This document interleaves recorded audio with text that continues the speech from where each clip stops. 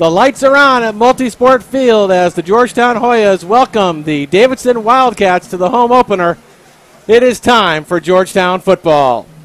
Welcome to the home opener. Matt Fetters along with Brandon Small, Chuck Tamanis. Chuck, second game of the season for the Hoyas last week. They had a great first half, then struggled in the second half. They surely did, Matt. They looked great in the first half up at Wagner last Saturday. They had 250 yards of total offense at halftime, 5 yards of play, had 21-7, third quarter, totally different story. Wagner took over the line of scrimmage, and everything went sour from there for the Hoyas. Brandon, as a former Georgetown football player, what's it like when a team controls that first half but then struggles in the second half? Well, it can be tough. It can be tough. But I think this is a team that has some resiliency in them. I think they'll be fine coming out tonight. They have some experience against this team, Davidson. They've had a lot of success against them. So I don't think last week is going to affect them a whole lot. All right, Davidson has some great players on the field. As we turn around and look down to the field, let's take a look at our players to watch here tonight, starting with Davidson. Well, they've got a quarterback named Jonathan Karkov, who is their number 2 all-time leading passer. He is an outstanding thrower. The question, however, is what's the offense going to be under new coach Nickel? If he continues the air raid offense, as they called it, look for Karkov to rewrite the record book. But they tell us that isn't going to happen. So we don't know if we're going to see the real Jonathan Karkov or not. Well, and Jonathan Karkov is going to look into our Georgetown player to keep an eye on, Brandon. Yeah, Dustin Wharton is a man's man. I mean, he is the heart of this defense. He is as good as an athlete as you're going to see in the Patriot League. He's a physical specimen, and the guys look up to him. And trust me, Davidson is going to keep their eye on him today. All right, we are.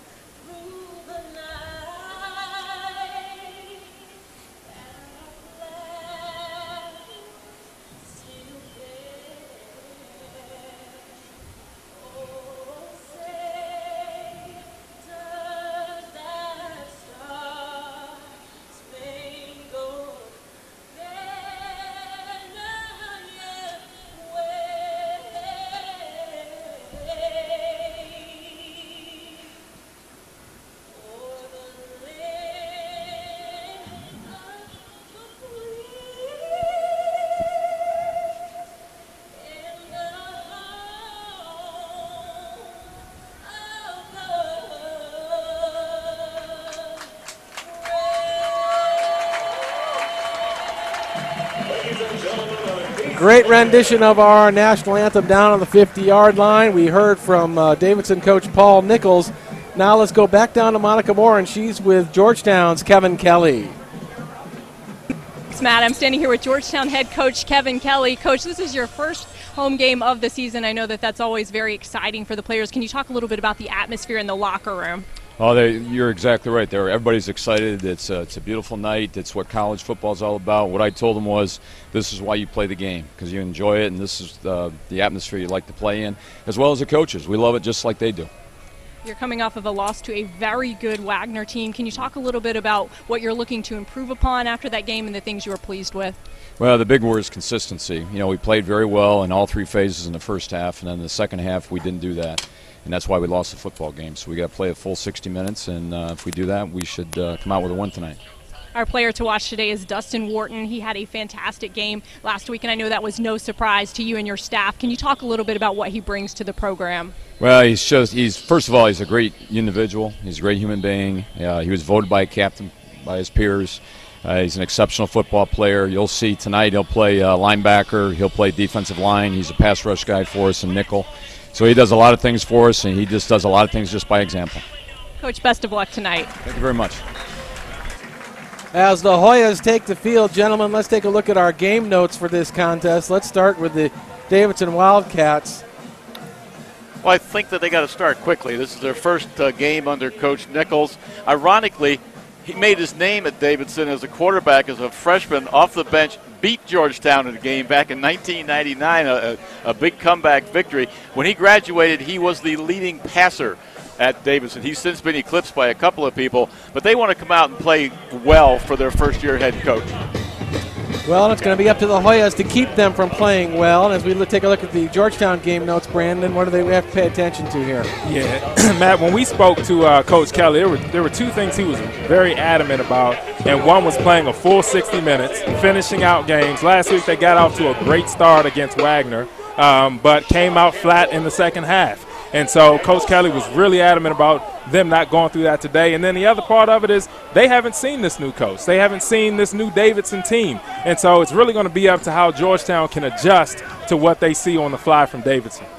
And I found it very interesting listening to Coach Kelly keep calling this a blind game, that in this day and age with videotape and everything out there that they hadn't seen any film on these guys at all. Well, you know, the coach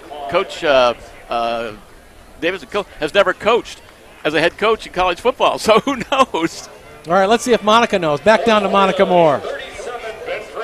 Thanks, Matt. When I had an opportunity to talk with Georgetown head coach Kevin Kelly before the game, he told me his team is really excited to be playing under the lights here tonight, and his team has every reason to be excited. Since the 2010 football season, his team is 7-0 in games that start after 6 p.m. 3 of those wins in the past 3 seasons have been against Davidson. So we'll see if Georgetown can keep the streak alive here at night in what is their first home game under the lights since the 2011 football season.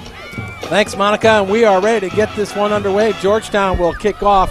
The Wildcats will get first possession. This one taken from the end zone, up across the 20, still on his feet, spinning up to the 25-yard line.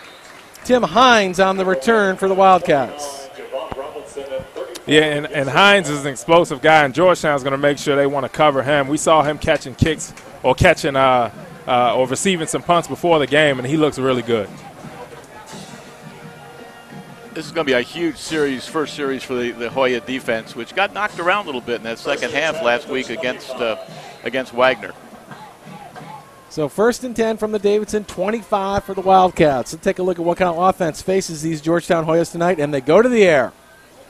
Wow.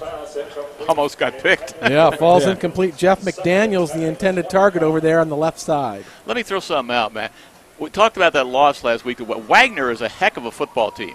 They won the Northeast Conference last year. They had an 8-game winning streak at the end of the year. They got into the D1 AA playoffs, beat Colgate. And so that was not a team that, you know, was like the Sisters of the Poor. Yeah, exactly. They stay on the ground this time, plowing straight ahead. A.J. Pignone, the ball carrier, picks up even about 4, almost 5 on that carry. Make it 3rd and 6 now for the Wildcats.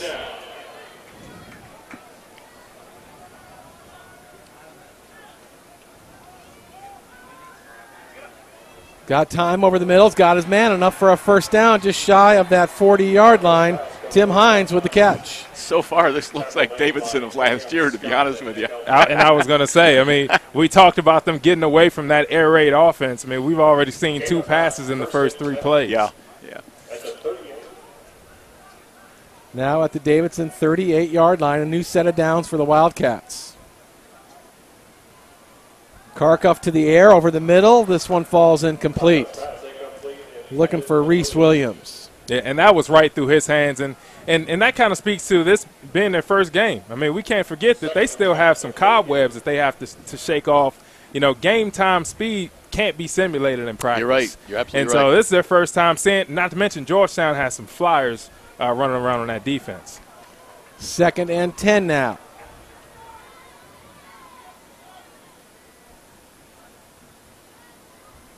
Fake, back to the air, looking deep, got plenty of time. That one falls incomplete. Hey, don't forget, RCN provides the best values in high-speed internet, digital cable TV, and home phone service. Visit us at rcn.com today. I think we see, you know, off the bat, they want to look for Tim Hines. He's one of their best receivers. And I think we can see, again, this being their first game, their timing is a little off. It's off in that first pass play. It was off in that last one. Kind of 5'7", 170-pound junior from Kings Mountain, Georgia. He can fly. Now 3rd and long. Karkoff back to pass. Got a man wide open. He's got him. Enough for a first down into Georgetown territory. Another catch for Reese Williams.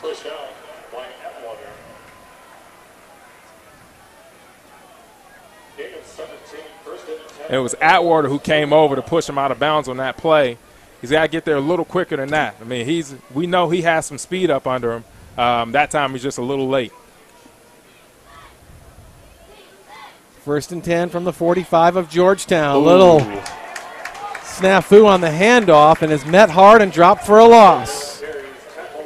Sean Campbell, yep. Great hit, yeah. He was lucky to even hang on to that handoff.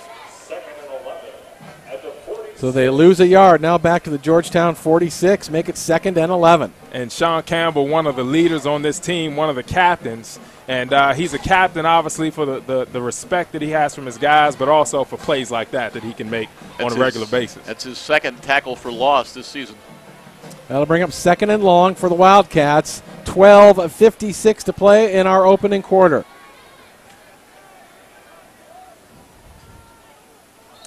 Well, who moved first, Davidson or Georgetown? It looked like it was Davidson on that one. Big number 78 got a little excited. Sure enough. When you can call him up here, you're guilty. So the penalty will take him back into Davidson territory just at the Davidson 49. 2nd and 16 now for the Wildcats. 2 receivers out to the right-hand side for Karkoff. Rolling, looking, firing. He's got his man, pulls it down inbounds at the 35 of Georgetown. It'll be close to the first down.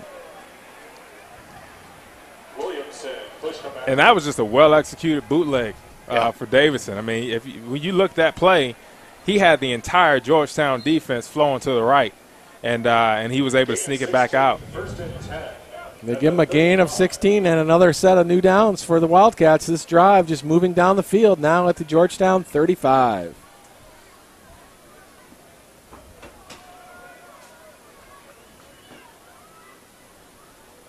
This time they put it on the ground and stopped, barely getting back to the line of scrimmage. Pignone, the ball carrier. And that was 98 Hunter Kieslick, Hunter Kieslick on that tackle from New Jersey. Yep. You know, it's Georgetown. Georgetown loves to recruit from New Jersey. Even when I played, we had a bunch of guys on the team from Jersey, and Jersey produces athletes every year. That's Kieslick's 2nd tackle for loss, too. They gave him a half-yard loss. 2nd and long for the Wildcats. Lots of time, deep over the middle. Falls incomplete, and penalty flags fly. There was contact on that one. I mean, that was pretty blatant. Eddie and Scott on the coverage for the Hoyas. Looks like he bumped into the receiver.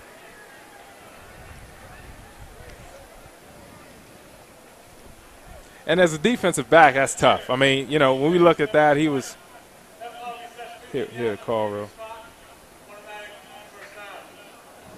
That's tough as a defensive back. I mean, you're beat. You want to do what you can to recover, and then you end up putting your hands on the guy, which is, you know, you just can't do it. So they march off the penalty now at the 21-yard line of Georgetown. A new set of downs for the Wildcats. 1st and 10 from the 21 of Georgetown. 11:28 to play in the first quarter. A little more luck on the ground this time inside the 20 down to the 17-yard line. Pignone with the carry. Wharton and Alfieri on the tackle. That'll be a stamp for the most of the game. 2nd and 6 at the 17. 2nd and 6 now for Davidson. Looking to be the first to get on the scoreboard here tonight. Pignone, nowhere to go. Dropped back at the 20 for a loss. Hey, Subway is the official training restaurant of the Georgetown Hoyas. Subway, eat fresh. That Georgetown defense was eating fresh on the ball carrier that time right there. Dropping for a little loss. Now back of the football just inside the 20-yard line. Richard Schenkel with the tackle. That gives him 2 tackles for loss for the year. 3rd and 8 now. And the Hoyas want a timeout to discuss what they're facing with 10:27 to play in the first quarter. That's an interesting timeout. We're only, 4 minutes and 33 seconds into the first quarter. Yeah, I think Coach Kelly senses something from his defense because, honestly, this is a little surprising. I don't think anyone thought Davidson would come out here and march down the field like they have. Obviously, that penalty was huge. But this front seven is arguably the best front seven in the Patriot League. And so, now backed up against their own end zone, I think Coach Kelly really wants to take a moment to get his guys on the same page and make sure they can hold Davidson. Well, so far, as I said, this looks like the offense of old as far as Davidson's concerned. Hey, DC's most widely read newspaper, The Washington Post, has breaking news and in-depth coverage on politics, business, sports, and more. The Washington Post. If you don't get it, you don't get it. So make it third down now for the Wildcats. 10:27 to play in the first quarter. Third and 8 at the 19. Hopefully with that timeout, the Hoyas have settled down a little bit. Big third down play here for the blue and gray. Blitz coming. Yeah, a little pressure. He's got his man inside the 10. Nice catch. Another Davidson first down.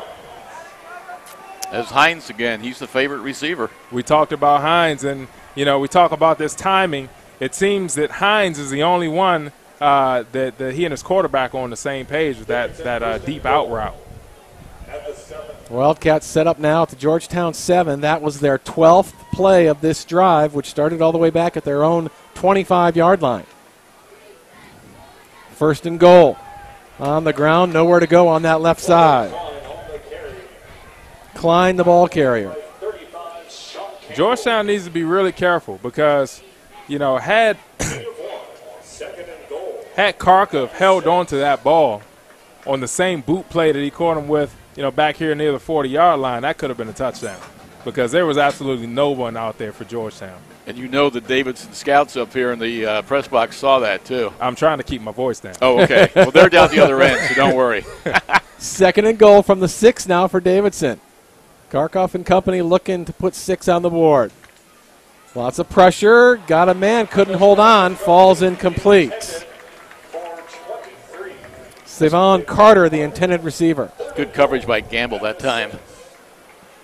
Last week against Wagner, the Hoyas were 0 for 3 in red zone defense. In other words, the 3 times that Wagner had the ball inside the 20, they scored. A streak they'd love to stop right here on this possession. Now third and goal, still at the 6. Pressure up the middle. Again, too low. Falls incomplete. That time looking for Garrett Deal. And I really believe that pressure is getting to Davidson. Yeah, Got Schenkel. to Davidson on those last 2 plays. Yeah, big Richard Schenkel coming from that defensive end really put a hurry up on the quarterback. New kicker. Yeah, Chris Gorman now out on the field. So this will be his first ever attempt at a collegiate field goal. 23-yard attempt. Good snap, hold. Looks like somebody got a hand on it, but it still doesn't get through. I get hooked to the right. Yeah, wide. So the Georgetown defense bends but doesn't break and stops them. If someone got a hand on that? I think it was Rohan Williamson, number 7, coming from the far side, but it happened so quickly it's hard to tell, but that's who I think it was. Maybe the official stats will tell us. That was a good drive by Davidson. That was very impressive the way they moved down the field. It was a great drive by Davidson. And if you're Georgetown's defense, you got to feel really good about yourself for holding them, stopping the score, and then coming out, sending your field goal block team out and getting a hand on that field goal. So the ball comes out to the Georgetown 20 where they'll start their first possession. That was a dangerous tip, but luckily it falls incomplete. DeSico, the intended receiver. That ball gets tipped up in the air like that. It's like everything's moving in slow motion.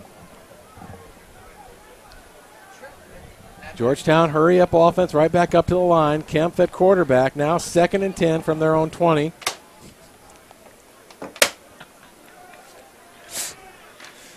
Good job, BJ. BJ's killing wasps. So We had our own air raid attack up here in the booth, but we took care of the enemy flyer. 2nd and 10 for Georgetown. Again, off to the left side. He's got it this time up across the 25. DeSico with the catch. The 21 Wildcats at number 3. Ryan Lee. Nice gain. Gets them all the way up to the 28-yard line. Make it 3rd. Now they're going to mark it 27. 3rd and 3 now for Georgetown.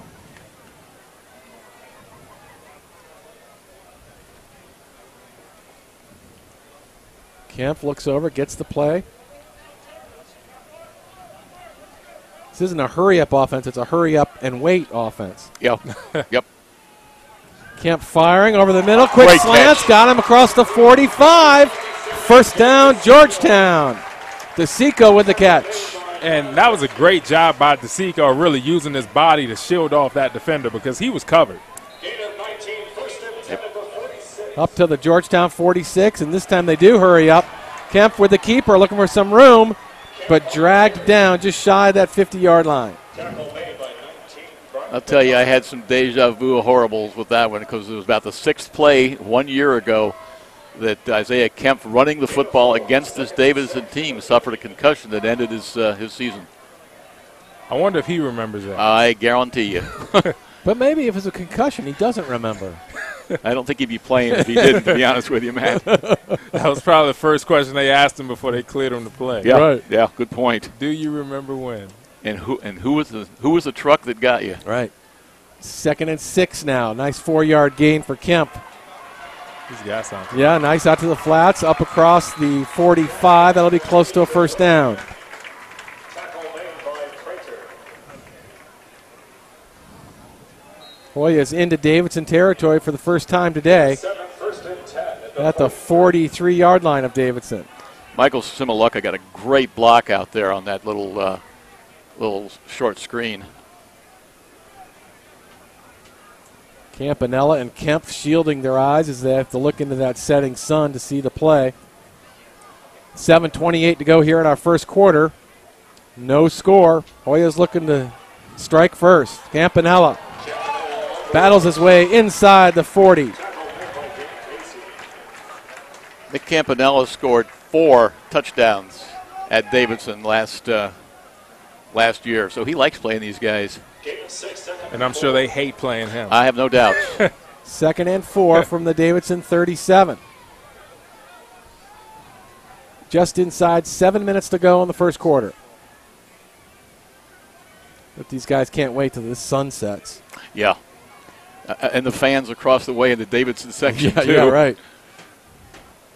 This time Campanella gets it. And does he get the first down? It's going to be close. Just inside that 35-yard line. And I think they gave it to him. Yep. Yep, good spot. At the Davidson 33. 1st and 10 for the Hoyas.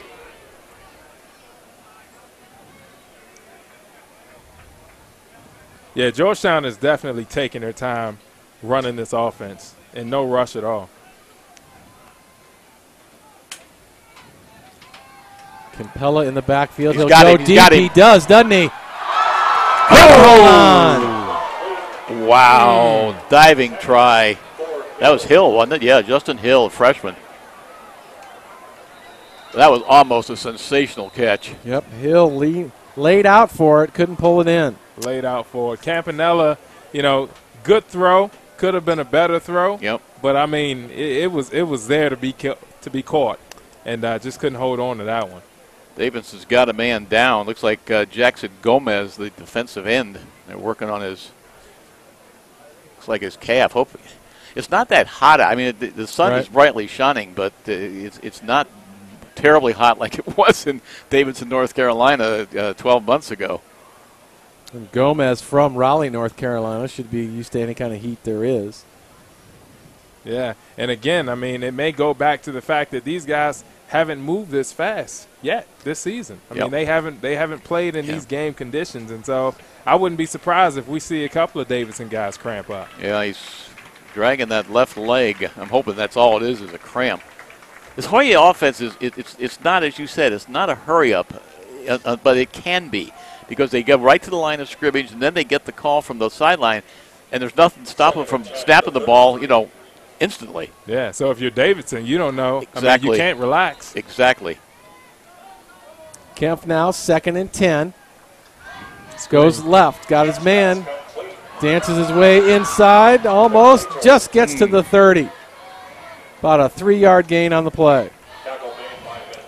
Boland has been the leading supplier of integrated comfort systems and services for commercial, institutional, and industrial buildings for over 50 years. Boland, we're not comfortable until you are. Dalen Claytor ran a long way to gain 3 yards on that catch. He did, and I mean, he's like watching a video game. He's that back that they bring in that, I mean, he has the ability to break it if you blink your eyes. Yeah, good speed. 10th play of the current drive here for Georgetown. 5.5 minutes to go in the first quarter. Still no score. 3rd and 7. Kemp looking. Will he keep it? Finally, he's got to tuck it inside the 25. Hustles out of bounds at about the 23. Good run by Isaiah. Excellent. Excellent. Close to a first down, depending where they say. Yep, they gave it to him. Yeah, and I mean, he drew out that fake the whole way. I mean, I think everyone in the stadium knew he was going to run it, but, he made sure to draw out that fake. Nice 7-yard pickup makes it 1st and 10 from the Davidson 23.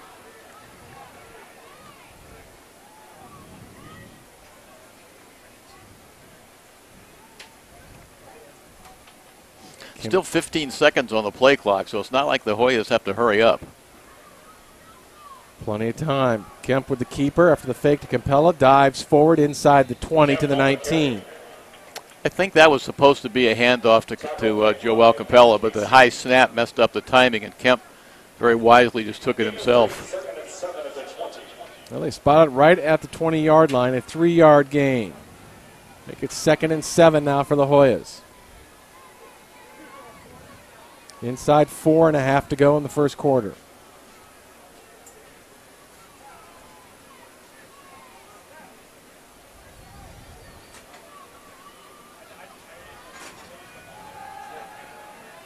Kemp firing in the corner, picked off at the 1-yard line.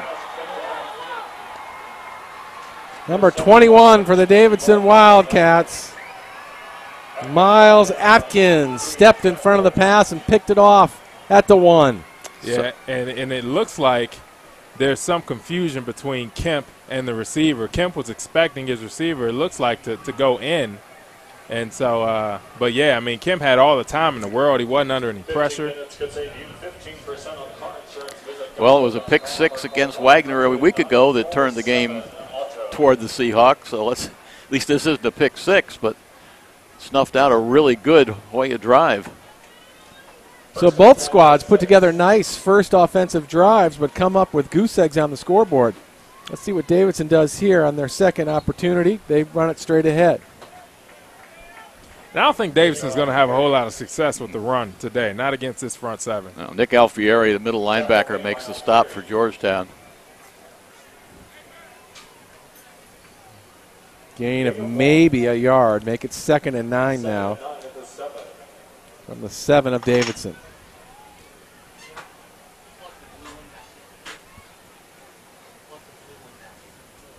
Now you can see the shadows taking over this field. Lots of pressure in the end zone. Just gets it away. Good pressure by the front Hoyas. Richardson and Alfieri was there also, coming from backer. Yeah, and we were talking about Richardson before the game. He's one of those guys that is, he's the biggest defensive lineman we have, but just incredibly strong, incredibly fast, and he can pretty much win any one-to-one battle that he's going to face in the Patriot League. So I'm excited to see him play this season. 6'2", 300-pounder out of Watkinsville, Georgia. Wildcats dodge the bullet in the end zone. That's going to make it 3rd and long, still at their own 7. Going over the middle. Intercepted. Picked. Yes, it is. Georgetown football. Rohan Williamson. First pick of the year for him. Trying to go back to Reese Williamson, a little too far out in front of him. Rohan was there for the interception. And Rohan was in the right place. But again, that front seven, that defensive line got good pressure on the quarterback, forced him out of the pocket, and forced him to make a throw that he shouldn't have made. Yep, I was going to say the same thing, but Brandon, that was again. The Hoyas have figured out the blocking scheme, I think. Kempf and company now first and 10 from the 27. Good block. Durham, trying to get back to the line, but he's finally swallowed up. That's good defense by Davidson. They strung that out well. Dan Casey, the defensive back on the they did a great job stringing that thing out. Yeah, for all you young football players out there, that's what you call pursuit. Yep. That's what you call a good defensive pursuit drill. Everyone took great angles to the ball. Isaiah tried to stick his head in there and block someone. Didn't work out too well, but good job, Isaiah. 2nd and 10 after no gain, still at the Davidson 27. Over the middle. He got it inside the 5-yard line. 1st and goal for the Hoyas. Justin Hill. First start for the freshman. He's taking every advantage of it. 22-yard pickup for the Hoyas. Out of Montour High School in Pittsburgh. 1st and goal from the 5-yard line of Davidson. Let's see if the Hoyas can get it in the end zone this time. Kemp had 2 TD passes last week. Unfortunately, one of them was to Wagner. So let's see if he can get one to the guys wearing the blue shirts here now. Campella, straight ahead, just shy of the goal line. He is a horse, and he is so fast. I mean, yeah. Absolutely. I mean, Georgetown is pretty stacked at running back. They are. I mean, between Campanella, Campella, and Clater, I mean, you won't find a better core of backs in the Patriot League. Now 2nd and goal for the Hoyas from the 2-yard line of Davidson. 1:39 to play in the first quarter. Campella again, straight ahead. Nope. And they keep him out.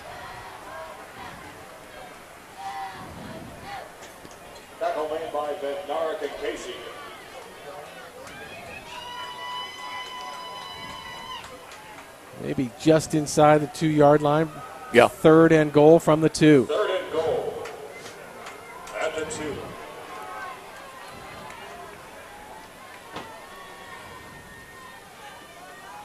Going wide, tucks it Campanella. back in, up and over. Touchdown, Georgetown Hoyas. His 5th touchdown in 2 years against Davidson. Nick Campanella. I think he had fun scoring that touchdown. Because he could have strung that thing out and had a free run. I think he just soon go the way he went. Yeah, exactly. I agree with you. That's Nick's 2nd rushing touchdown of the season. Check it, his 1st of the season, sorry. From 2 yards out, now the extra point is up, and it is good. So with 1 minute to play in the first quarter, the Hoyas stick it in the end zone and take a 7-0 lead over the Davidson Wildcats. And I think one thing that we've seen early here is I think Georgetown is a physically superior team. I mean, I think up front, the Georgetown defensive front is just physically superior to Davidson's offensive line. And, you know, on the offensive front, Georgetown's guys have been playing together for a long time. A lot of seniors on that offensive line.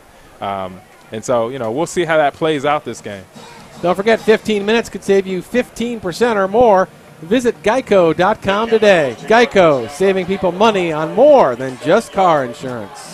So the Hoyas take advantage of the pass interception and turn it into 7. After they give up their own interception right down on the goal line, turnaround is fair play, and they make it count this time. 2-yard touchdown run by Nick Campanella.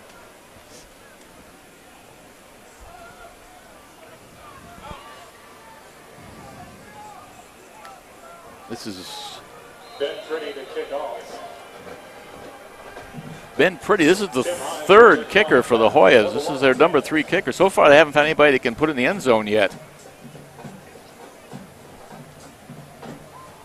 Pretty will give it a shot. Now they have. There you go. Drives it deep. He heard you, Chuck. He heard you. Pretty, a freshman out of Davidsonville, Maryland. Man, he hammered that ball. He may have found himself a job. He did have the breeze at his back, which might have helped a little bit. He's trying to kick that one back to Davidsonville, Maryland. There you go. For more information, visit nhs.georgetown.edu. Both offenses moving the ball very well here in this first quarter.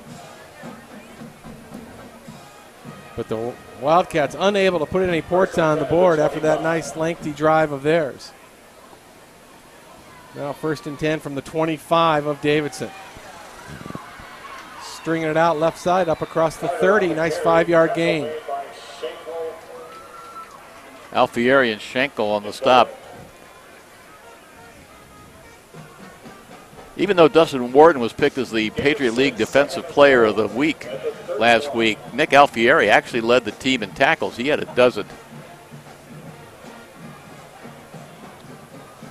2nd and 4 now for Davidson from their own 31-yard line. Looking, he's got a man out here in the flats, up Wide across open. the 40. Hustled out of bounds at That the was 45. Great play fake. Tim Hines, the receiver.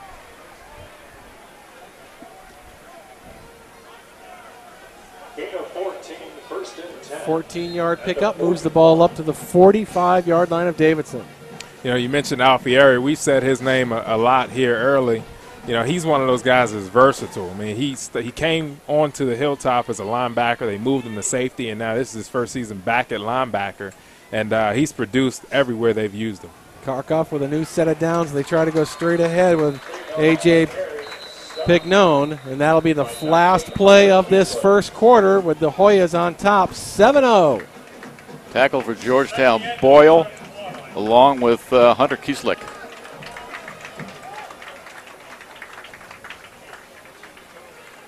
Loss of 1 on the Well, guys, we kept hearing how Davidson wasn't going to be going to the air as much, but I guess we all fell for it, huh? We all fell for it, and maybe that's what they were going for. Maybe that's why they weren't saying a whole lot about what they were going to do, because they're going to come out and do the exact same thing. I'll tell you what, though, if you have a quarterback like Jonathan Karkoff and you don't use him, you shouldn't be coaching football, because he is even in their darker. They were 2-9 a year ago, and he still had about 1,300 yards passing. I mean, he's just an amazing quarterback. All right, we caught up with Campanella before the game this week. Let's listen to what he had to say.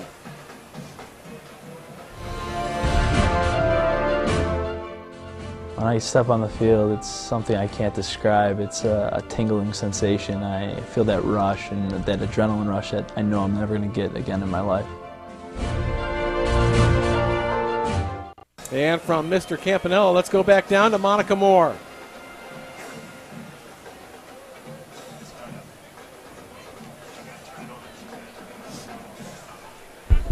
Thanks, Matt. Just a quick update about number 96 for the Wildcats, Jackson Gomez, who left the field with an injury. It appears like that injury is to the left knee. He's been getting a lot of attention over on the sideline from both the Davidson sports medicine staff and the Georgetown sports medicine staff. Right now he's icing it. I think it's very uncertain whether we're going to see him back tonight. All right, thanks, Monica. They go right back to Reese Williams. And he gets it inside Georgetown territory, just inside that 49-yard line. 3rd and 3 at the 48. Again, Alfieri, on the stop. Georgetown is going to give up yardage, especially against an offense like this. The question is if they can keep them out of the end zone. Now what do we got? Davidson timeout. That's their second already. They stopped the clock with 14:29 to go here in our first half. That might be evidence of a first-year coach still trying to work things in with Let me his correct, kids. though. Georgetown called the first one. So you're right. Yeah, You're sorry right. about that, man. I led you the wrong way on that one. Quite all right. Coakley Realty is your single source for residential and commercial real estate services. For information, visit us on the web at coakleyrealty.com. Official website of Georgetown University Athletics. Visit for the most That's not good news about the Davidson player Gomez hurt, because you hate to see kids go down, especially this early in the season. Yeah, I mean, we talked about cramping up earlier, and I think everyone up here was hoping it was just a cramp. Yeah. The knee is not a well-constructed part of the body. It just isn't built to take the punishment it takes, I guess. Not until it's reconstructed. There you go. There you go. Well, this ought to be a heck of a play, calling the third down with what, third down and about 4? Yeah. Manageable third down for the Wildcats. John Karkoff brings the white-shirted Wildcats up to the line. 14:29 to play in the first half. Little bobble, but settles down, fires it, got his man inside the 45. Should be enough for a first down. Reese Williams, the receiver. Yeah, and I think one of the biggest differences on that play that we've seen is there was no pressure in the backfield on Karkoff. First and 10 from the Georgetown 43.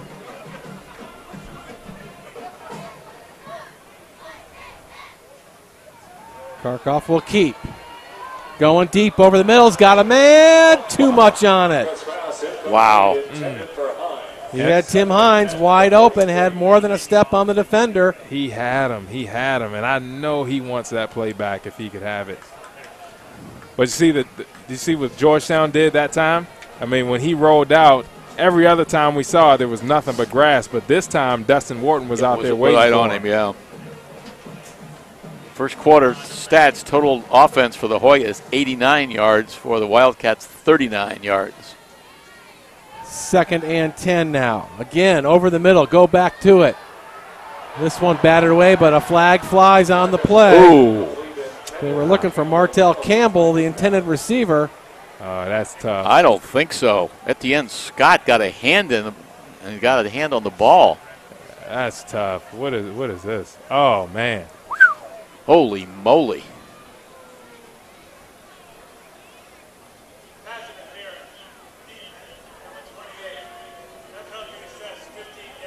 Whoa. Eddie and Wow. Scott charged with the interference.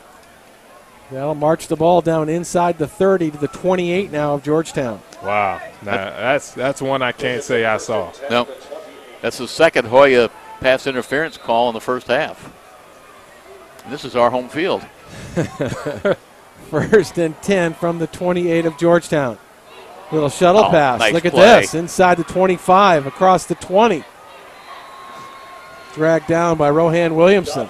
Brought down by number 7, Rohan Williamson, after the shovel pass. I'll tell you, if you didn't tell me that they have a new coach and a new system, I would say this was Davidson from a year ago and a year ago and a year ago. Exactly. Exactly. They are a fun team to watch. I'm sure they drive defensive coordinators nuts, but I mean, this kid, Jonathan Karkoff, I mean, if you give him time to throw, he's dangerous. yes. He will pick you apart. Yep. Second and inches. And it looks like they picked up those inches. A.J. Pignone, the ball carrier. Atwater on the tackle along with Wharton By 11, Dustin Wharton. and Boyle. Patrick Boyle. But here they are again back in inside the red zone at the 15. New set of downs for the Wildcats now at the Georgetown 15. 12:51 to go here in the first half. Clock rolling along. John Karkoff at quarterback. This time they give it. Inside the 15, they pick up a couple. Made by 31, Patrick Boyle. You know, now they seem to be chipping away at that right side of the Georgetown defensive line. I think that's the first carry for Klein for Davidson. 3-yard gain now at the Georgetown 12. Second and 7.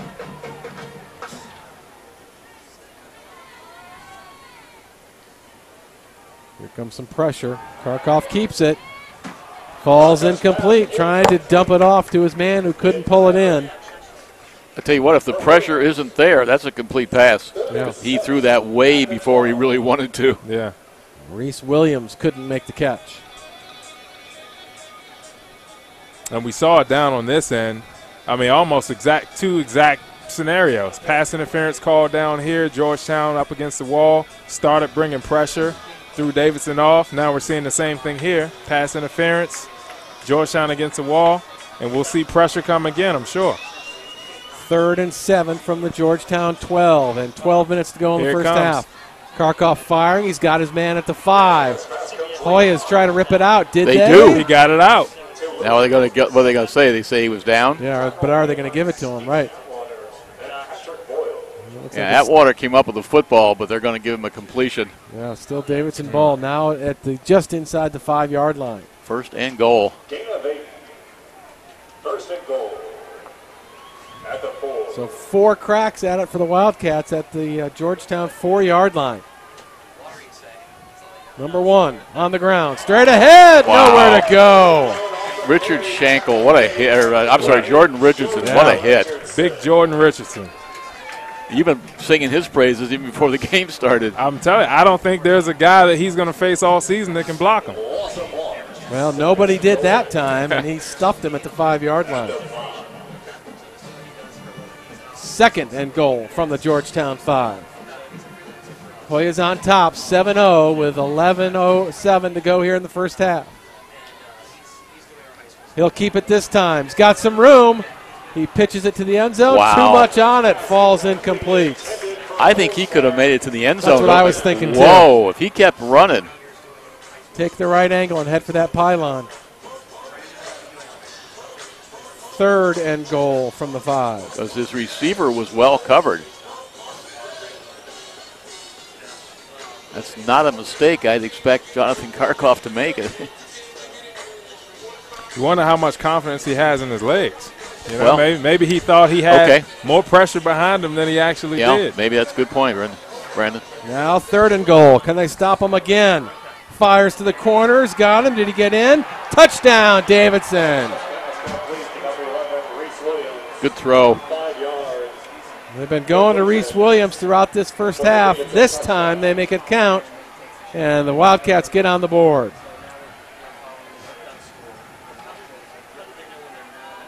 Five-yard touchdown strike, Karkoff to Williams. That was a good drive by Davidson.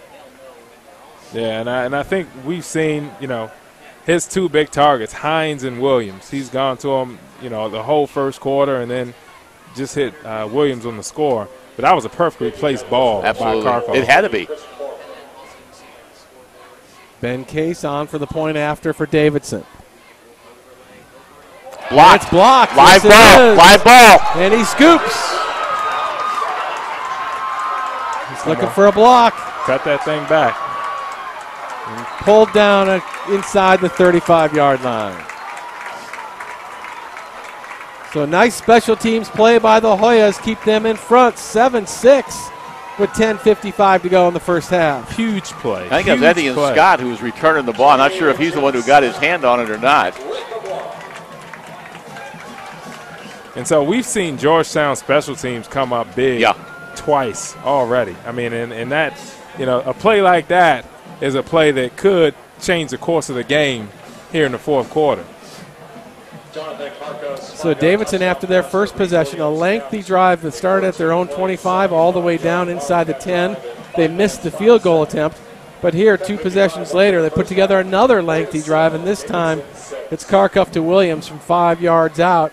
Make it 7-6. Hoyas still in front. But remember, the short field goal was deflected. So obviously the Hoyas, I thought we were going to have history in the making here. The Hoyas haven't returned an extra point for a 2-point defensive point since 2003 against Stony Brook. So I thought we might have history in the making here, but it didn't happen. Annual fund for Georgetown Athletics is the lifeblood of the athletics department by giving you. And Coach Kelly is fired up at his offense about something. Hey, are you looking for a way to share your Hoya pride with your kids or grandkids? Then the Hoya Kids Club is for you. For just $25, each member receives a free T-shirt, 12 free tickets to Georgetown men's basketball games, complimentary admission to soccer, football, and lacrosse. You get cool Hoyas gear and so much more. Sign up for the Hoyas Kid Club online at guhoyas.com today. Kimpella and Durham, the dual safeties for the Hoyas. Joel Capella, Brandon Durham back. Boy, that one just dies at the 10. That's Durham. Brandon Durham, on the return. they're trying to strip it out of Wow. his hands, but he holds on to it all the way up to across the 40-yard line. Nice return by Durham. He made something out of nothing Yep, there. sure did. Yeah, it looked like they were more intent trying to take the ball away from him than they were tackling him, and he made him pay for it. Durham with a 31-yard return. Which is a mistake that we see more and more in the NFL, right? And then young players see that, and so now you see a lot of defensive players going for the ball Yep. as opposed to coming up and making sound tackles.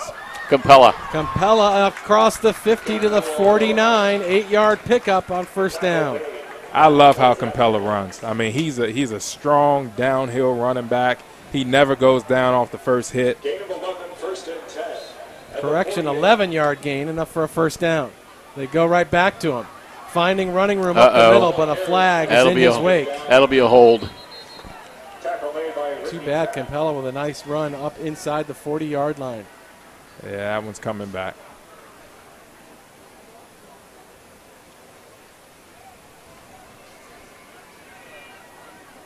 I think they got Michael Caston, but I'm.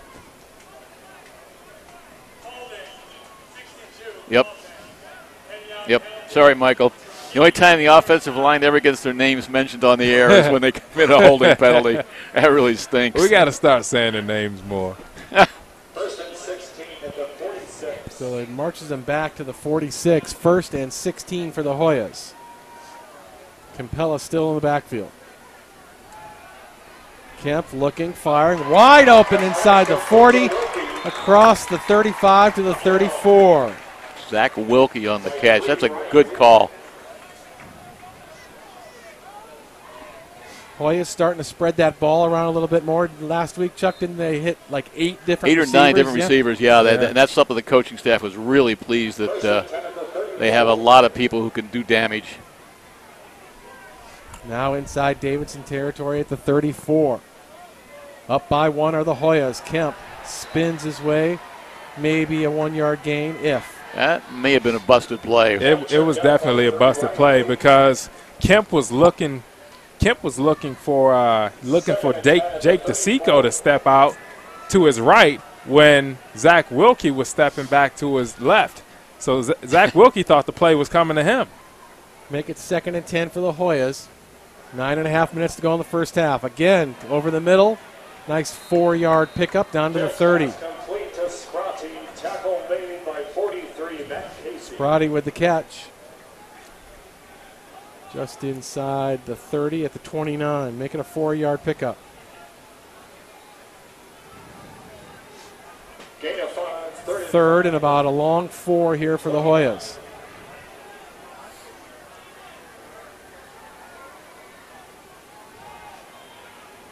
Kemp with time again. Wide open. Nice catch. DeSico all the way inside the 15 to the 12. That was a great job by DeSico. I mean, he found a spot in that zone. He was open, sat down, and allowed Kemp to find him. Kemp has been doing a great job of finding the open man here on this drive. Yeah, I think he's made one mistake the whole game, and that was the one he got picked off, which turned out to be as good as a punt.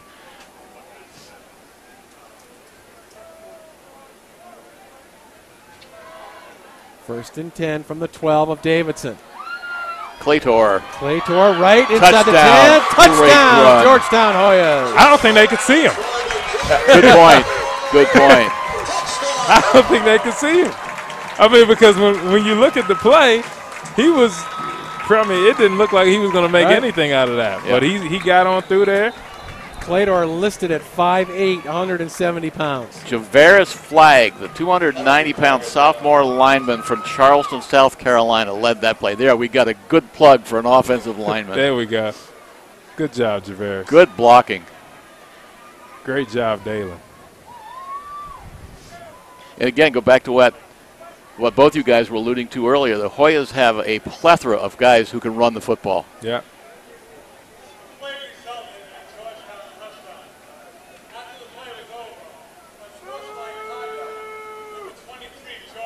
Oh, jeez. Claytor apparently could have called him for taunting. Yeah. But that's going to cost the Hoyas 15 on the kickoff. Matt Maxura. Maxura on for the point after. It is straight and true, and it's a 14-6 lead for Georgetown with 8:28 to play in the first half. Maxura is still perfect for the year. 3 last week against Wagner, 2 this week against Davidson. So Campanella with the first rushing touchdown for the Hoyas. Now Clater from 12 yards out.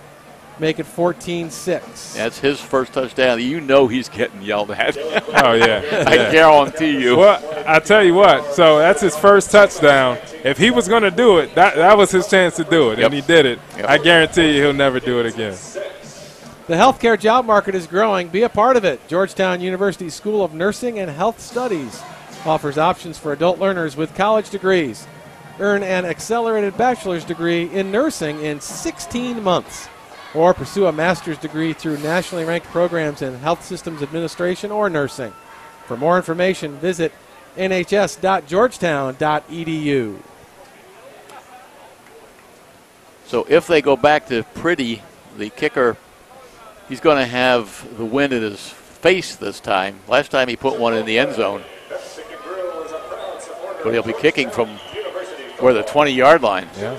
That's a huge penalty. Well, you said Pretty might have found a job. Here's a new tryout for it right here. It is, exactly, Matt, because he is kicking into maybe a breeze more than a wind. But the flag is definitely off the pole. So see how he handles adversity. 8:28 to play in the first half. if they handle the football well, Davidson should get pretty good field position. Then ready to kick off. Tim Hines, Richard Klein back for the Wildcats.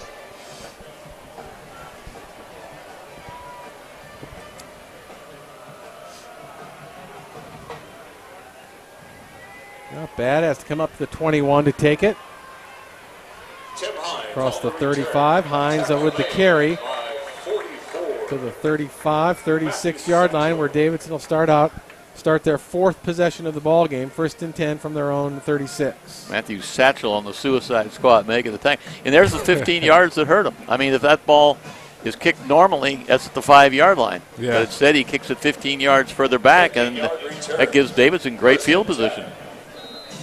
at the 36. Now the Davidson offense has put together 2 lengthy offensive drives here in this game. The only mistake coming when they threw a interception in their second possession, but the other 2 have been pretty impressive offensive charges here. Pignon on the carry. Pignon, the ball carry, gets a yard. Wow, and Sean Campbell came through there like a Sean rocket. Campbell put a hit on him. Sean's wearing the Joe Iacobaci Memorial 35 jersey that Gain of 2. is very special to the Georgetown football program, which I'm sure we'll talk about on many times during this 2013 season. Absolutely. 2nd and 8 now for the Hoyas, for the Wildcats rather, excuse me. Karkoff, lots of time, got his man inside Georgetown territory. Flag down. Flag. Jeff McDaniels with the catch. Penalty flag is down. Cameron Gamble knocked him out. That is in the area of holding, I think. Looks like they're going to bring it back. Yep. Sure enough, too bad that was a nice play. That Too was bad a for Davidson. well thrown ball. And Karkoff throws that deep out really well. I mean, he puts that ball exactly where it needs to be every single time.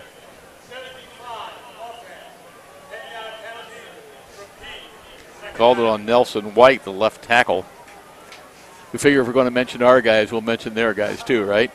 Yeah, especially with the penalties against them, right? Right. Oh, yeah. All the way back to the 28-yard line now. Well, that moves the ball. Where were they? About the Hoya 40, right? When they on that stop. Yeah, Yeah. I mean, that cost them Second and beaucoup yardage. 28.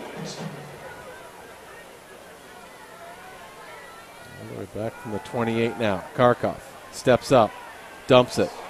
Wow. Nowhere to Wharton. go. To Williams. Wharton on a big hit. Yep.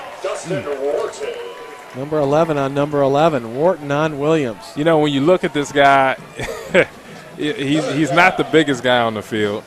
But when he hits, I mean, you can see the explosiveness coming. Right. I mean, he's an accomplished power lifter. He's won awards for powerlifting.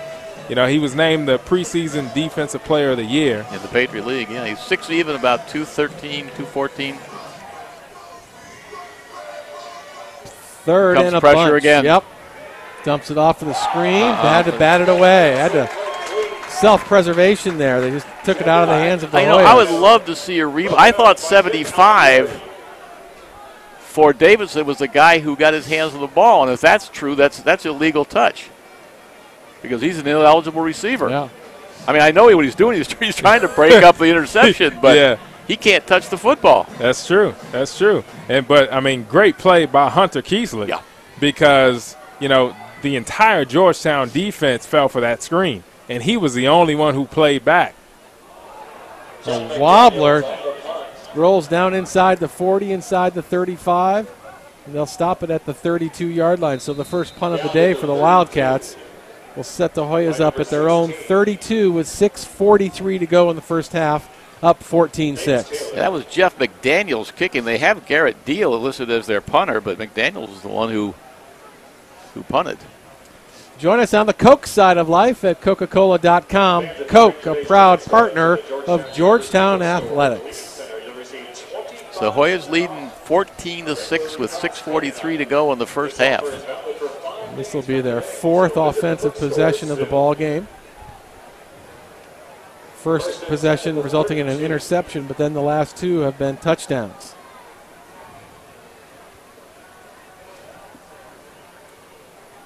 Keep it on the ground. Campella with the carry behind that surging offensive line. And Georgetown's found something they like in Campella this game because, I mean, he's played more and had more, you know, significant runs than both Campanella and Clater, with the exception of the touchdown. He's a sophomore out of Euless Trinity High School in Texas. 2nd and 1. They go right back to him. This time there's nowhere to go. That time they went to the well one time too many. Yeah. Landry Taylor leading the charge there for the Wildcats.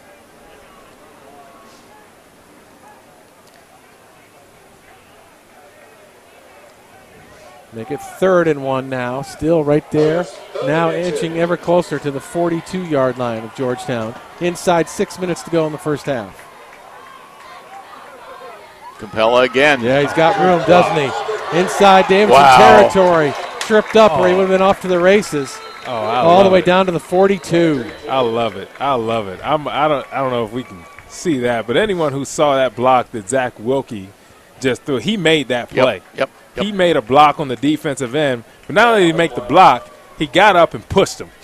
I mean, this is a tough Georgetown team, and they love each other. They like each other. They play hard for each other, and they play with a chip on their shoulder. Yeah. Davidson was offside. Yep. The Hoyas obviously will say no thank you on that penalty. And they're set up at the Davidson 42. New set of downs. Trying to get another 6 before halftime. Kemp fires, got his man. Good tackle. Couldn't shake the tackler. Ryan Felice coming up to make the stop for the Davidson. 39, Ryan Felice.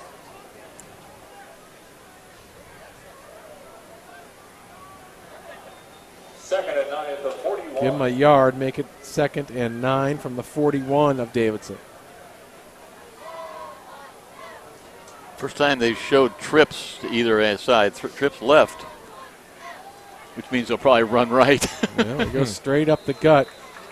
Big Nick Campanella with the carry, just shy of that 35, gets to the 36.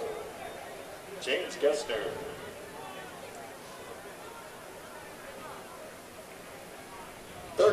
Third and 4 now for the Hoyas.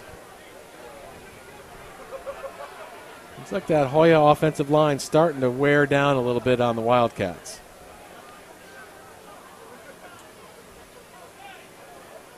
Comes the blitz.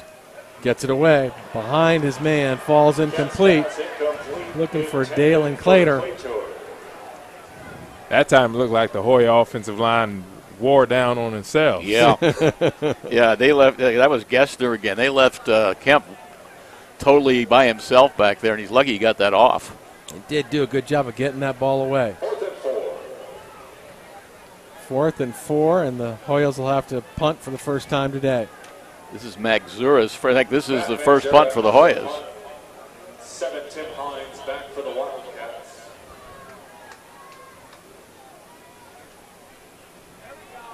Floater heading for that left side. Nice coverage by the Hoyas. They're good going job. to Good down job. it inside the 5. Great coverage. Great punt.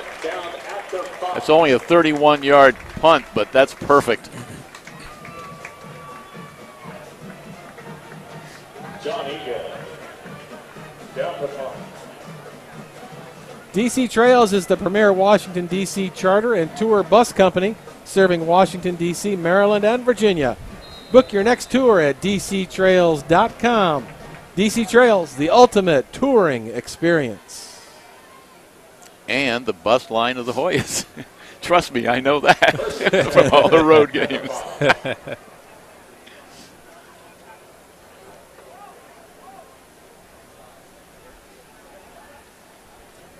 First and 10 from the 5. Oh, right Drop. on the 1 Did they yard get line. it? That's Nope. close. No, Yeah. that's close to a safety. As close as you're going to come and not get it. Yeah, I think that was Desmond Richardson on there, wasn't it?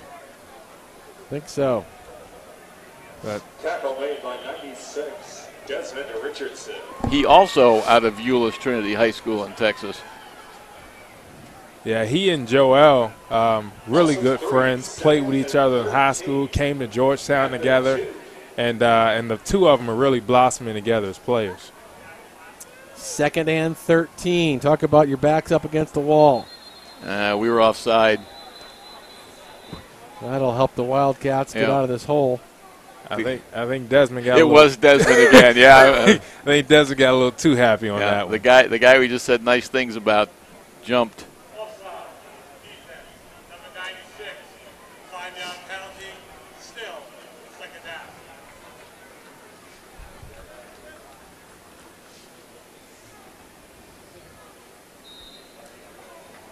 It's 2nd and 8 now after the penalty.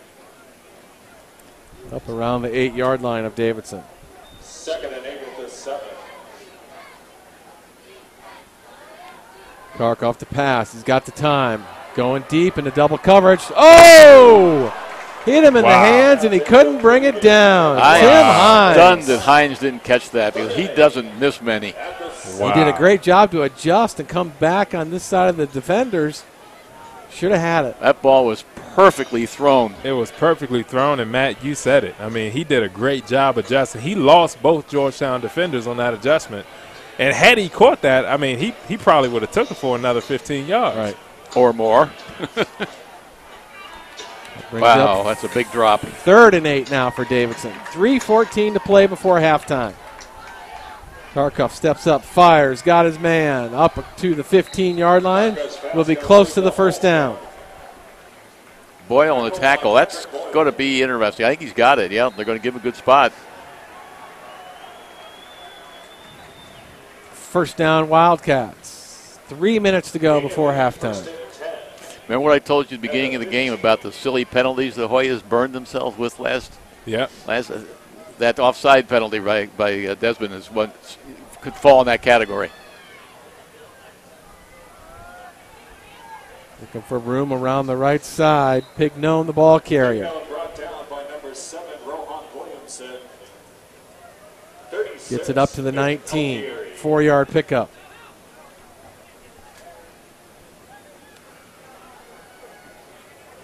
Second and 6 for the Wildcats. Clock rolling along. 2:22 to go before halftime. Hoyas on top, 14-6. Nowhere to go that time. Good D. Boyle.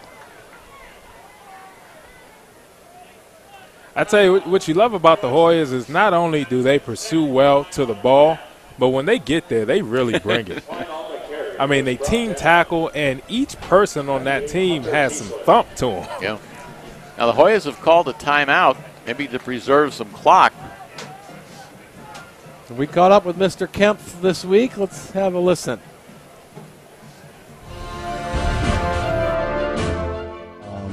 When I step on the field, the feeling I get is just excitement. I love playing. I love my teammates and our coaches. You know, that bond has been built over the past few years, especially for me. So yeah, just excitement that I get another day to go out there and play.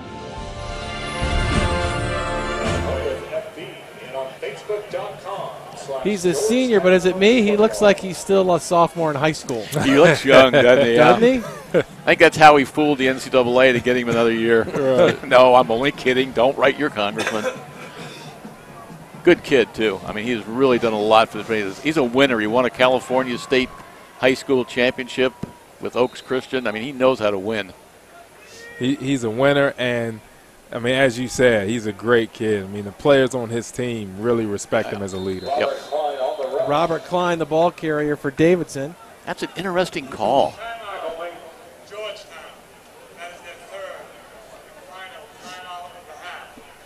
That's an interesting. Well, I mean, if he busts it, it's a touchdown. But I mean, that's an interesting. Yeah, I mean, with 2 minutes left, you would. I'm a little surprised. I mean, now it's a punting situation, and the Hoyas should have, if they field the punt successfully, should have about a minute and a half or so to do something with it. Hey, connect with the Hoyas on Twitter at Georgetown Hoyas and Facebook.com/. We are Georgetown. To find out all the latest info and view exclusive behind-the-scenes content, the Hoya social media empire. That's a pretty shot. It is, isn't it? This is a pretty kid. Some really nice buildings in this campus. I love that one we've used a couple times, looking over the river. You see Key Bridge back there in the background. Yeah. That building we just saw is Healy Hall, and there's an emblem right there at that door that if you're an undergraduate, you're not supposed to walk on it. So for all 4 years I was here, I was walking around that emblem, and it's crazy. You'll see it, all these undergraduates walking around. Now I make a point to walk right on it every time. I think the Heelys don't appreciate that. Davidson with the fake. Are you kidding me? And throws it. Oh, my looking for word. his intended receiver, Bryant Bednarik. So a little trickeration fails for the Wildcats, and that's going to set up the Hoyas with great field position with 1:56 to go here in the first half. 22 yards away from the goal line. I do not understand that one. Well, they lined up both their punters when they first came out, and I thought, okay, well, they got to hike it to one or the other. That's the last thing I expected. Of course, maybe that's what they figured. That'd be the Hoyas would think, too. But the Hoyas defensed it. I mean, they did not fall for anything, so give them credit for that. I mean, I get high risk, high reward, but that was high risk, and I don't think the reward would have been that great. Yeah, I agree. Let's see if the Hoyas can turn it into something. Going for the end zone. Yes. Touchdown, Georgetown Hoyas. One play and wide open, Jake DeSico. Great throw by Isaiah Kemp. Now talk about a pretty ball. I mean, that was a pretty ball. 22-yard touchdown strike. Kemp to DeSico. That was gorgeous. He may have a baby face, but that was a grown man throw. Max Zera on for the point after. Again, he drills it true. And the Hoyas on top. 21-6 with 1:50 to play in the first half. And I'll bet across the way the Davidson coaching staff is rethinking that pass out of the fourth down and punting formation. Yeah, Hoyas made them pay. Wow. They took a shot, and it worked.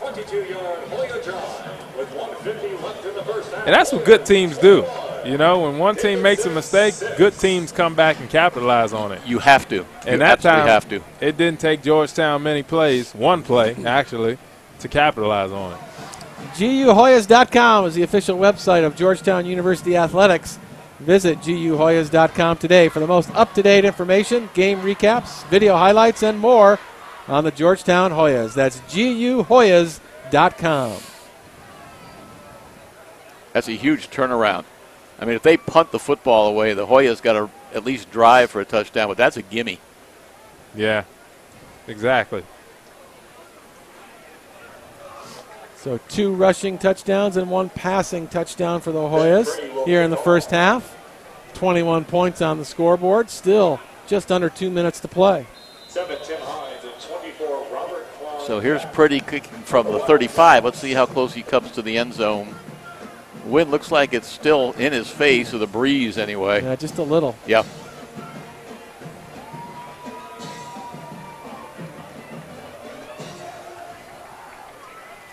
He might just make it. At about the goal line. Yeah, right at the goal line. Good D. Yep, Good all coverage. All the way up to the 20. Tim Hines on the return for the Wildcats. 22, John Egan. And it was Stephen Atwater on the tackle. And I tell you, kickoff is one of those teams, along with defense, right, any positional defense, but kickoff is one of those teams where it's all about attitude. And Atwater, I watched him from the time he left the sideline to the time he lined up and when he started running down, and he was talking to himself. He was pointing. He was jumping. I mean, he had attitude, and he went down there and made a play. 1st and 10 from the 20-yard line of Davidson for the Wildcats. They've got some time to work with here. Work on their 2-minute drill. 1:44 on the clock. Trailing 21-6. Karkoff comes out firing. Picked off. Is it a pick six? It's a pick six. Touchdown, Georgetown. And you're not catching them. Dustin Wharton. Wow. His 2nd pick of the season, his first pick six. So is it me, or does it look like he's making another run for defensive player of the week? Yeah, I think so. Well, he's preseason defensive player, conference defensive player of the year. So I think he's figured if I just win, if I take each week one at a time, they'll add up to the whole year. Exactly. That's a huge turnaround, guys. That's from a 14-6 game 20 seconds ago. This is about to be 28-6. Maxura again, up and good. 28-6 is our score. 1:38 to go in the first half. Wow. And you've been singing the praises of Dustin Wharton. He's out of Laval, Maryland, Allegheny High School. And that was easy. It was easy. And, well, he made it look easy. Okay. And, he had a chance there to show off, some of that 4.5 speed. The annual fund for Georgetown Athletics is the lifeblood of the athletics department. By giving, you are providing Georgetown student athletes with the necessary resources to be successful in competition and in the classroom. Your commitment today will allow Georgetown to attract the most talented student athletes and the most qualified coaches. To learn more about how you can help, visit wearegeorgetown.com, your home for supporting Georgetown athletics. 17 Hines, 24, Robert Klein, back for the Wildcats. Well, Hines and Klein sounds like a comedy team, doesn't it? Get ready to receive the kickoff. The Wildcats aren't laughing about how the No, how the end of this first half really is aren't. concluded, right? The Hoyas could really be hateful here, an onside kick. That would just be rubbing their face in it. End zone again. Yep. And he'll bring it out. Across the 10, the 15. Spins his way shy of the 20, all the way up to about the 18-yard line. Again, really good coverage by the Hoyas on the kickoff. The Hoya defense isn't even tired. I mean, the only guy who ran on that the last time they were out was Wharton. Yeah. Right. Yeah.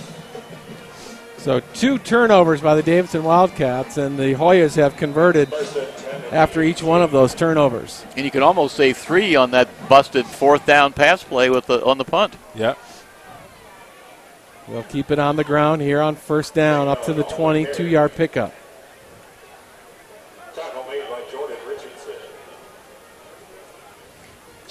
Coming off the bottom of the pile there is Patrick Boyle, outside backer.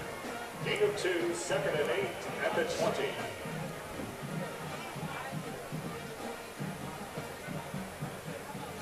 Clock rolling along. 1 minute to play here in the first half.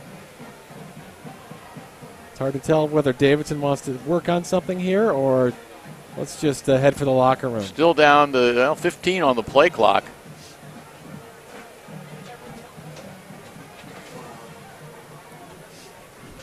John Karkoff and company here on 2nd and 9. Good Nowhere to go. Defense. Alec May on the hit. Yep. Robert Klein, the ball carrier. You know, ever since they ran that short yardage play just before the fake punt, the offense, they've shut their offense down. Yeah. I'm stunned. They lose a yard on that play. Yeah. It is. Back out to I 19. don't understand the play calling. No, we're at 15 seconds to go. They're not going. They do have to snap the ball one more time, I think, but maybe now they don't. Yeah, and the play clock's at 0. Yeah, so this is the end of the half, and the Hoyas with 2 scores, one offensively, one defensively, in the last 2 minutes. And we hit triple zeros on the scoreboard. It's halftime for the home opener of the Georgetown Hoyas, and they are performing in convincing fashion, a 28-6 lead over the Davidson Wildcats.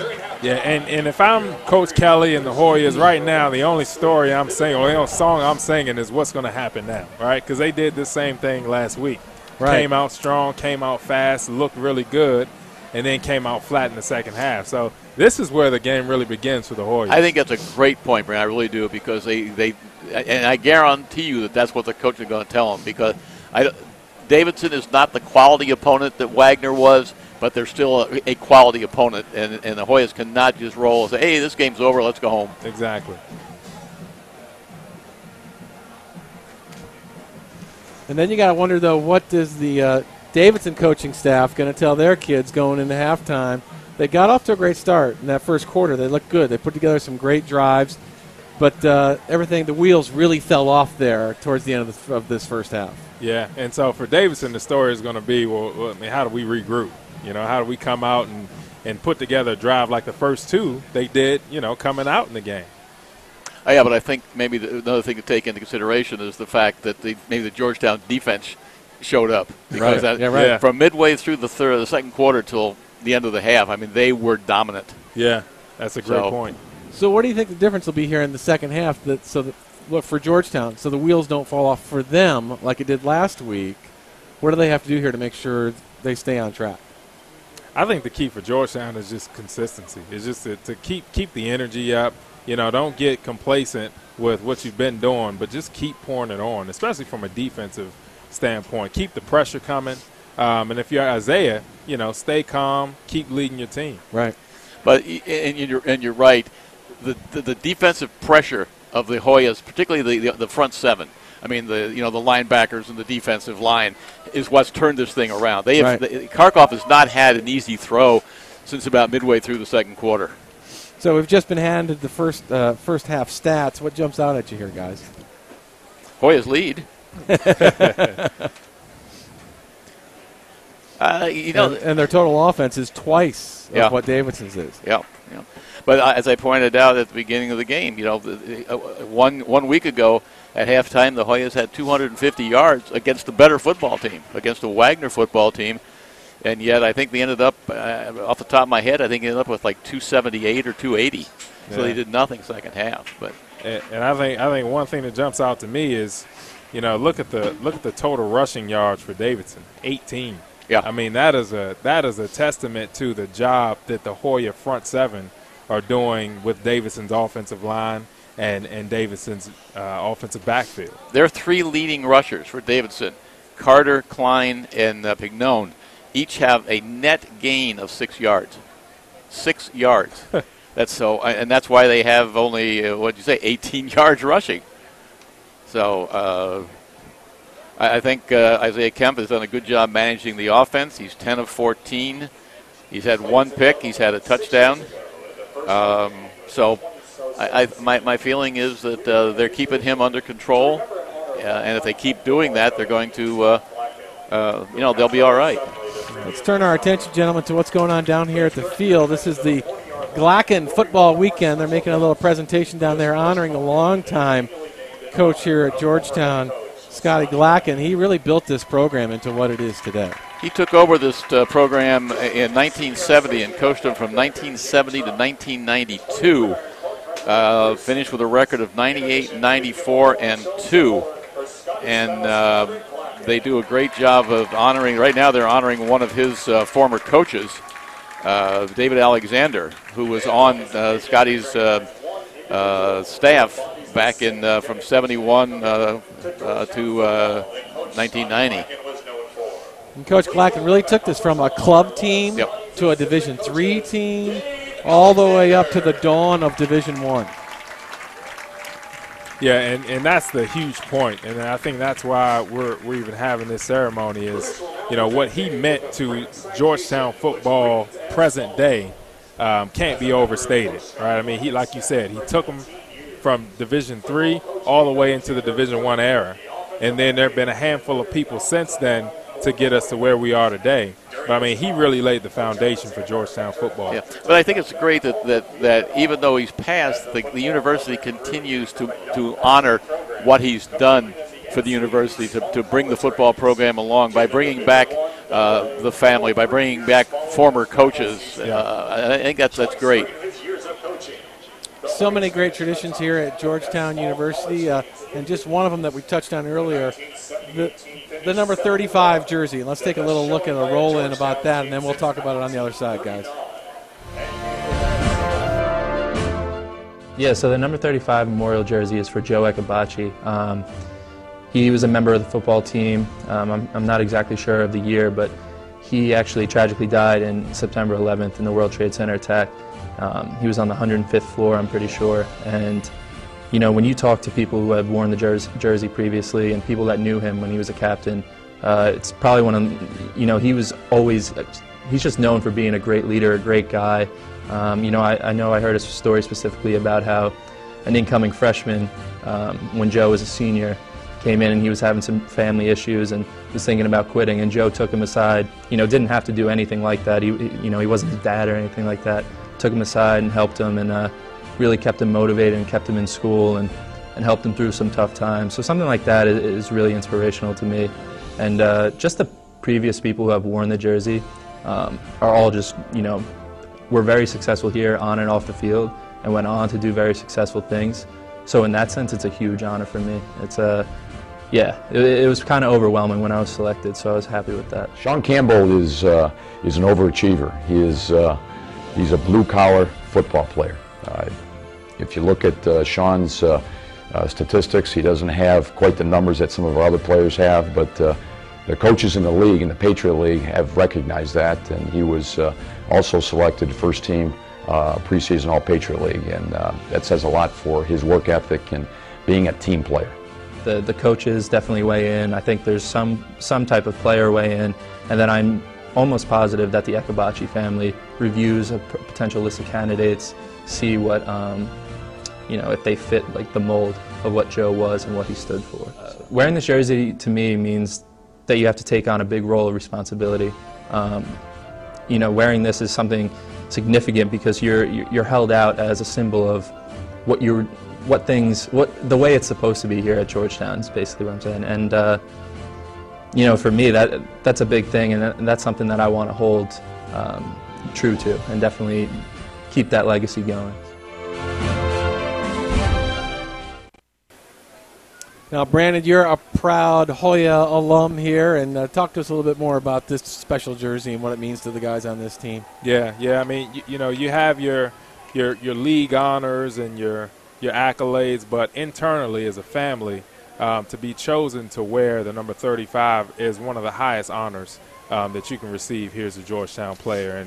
And I was fortunate to play with the first person who wore that jersey, Matt Fronsky, who honestly reminds me a lot of Dustin Wharton, right? Same kind of guy, same kind of athlete. After him, it was Michael Onanabaku, and then Alex Busby, and just it goes on and on. Just great players, but not just great physical athletes, but just stand-up people, stand-up guys that you would love to call friends, and this year is no different. Give you a tingle up the spine moment if you want. Back 3 years ago, 2010, when Nick Parrish, who wore the 35 memorial jersey, was closing in on the all-time career tackle record. He set that record on September 11th. We were playing up at Lafayette, up in Easton, and the guy whose record he broke was Tim Wanaka, who was Joe Iacobachi's roommate at Georgetown. I mean, that they passed that note around. And of course, we knew it was coming. We just didn't know when he was going to get it. And this tradition, the fact, remembering Joe and what he meant to the program, is just one of the things that makes Georgetown football special. And you would know that because, like you said, you played with some guys who who wore the jersey. Yeah, I mean, I was here when we first instituted the tradition, and it was one of those things where just as a family, you felt everyone come together. Guys that played with Mr. Iacobachi, that came back for the inaugural kind of presentation of that jersey. All the guys that were a part of the program then really feeling what it meant to be a part of this Georgetown tradition. So there's a long story behind it, and as you said, there's just great tradition that comes along with it. Well, that's interesting, too, because when you look at just college football in general, all these different schools have their traditions. Yeah. Some more famous than others, but pretty much anywhere you go in the country, any school, or even at the high school level, they have their traditions. They have their special moments, the things that bring everybody together as a family, as a team, things that you'll never forget.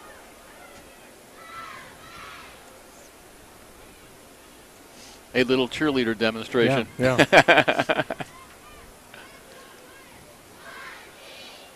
Take this opportunity to remind you, looking for tickets to the next Georgetown game, visit wearegeorgetown.com to secure the best seats in the house for basketball, soccer, football, and more. That's wearegeorgetown.com, the home for all Georgetown tickets.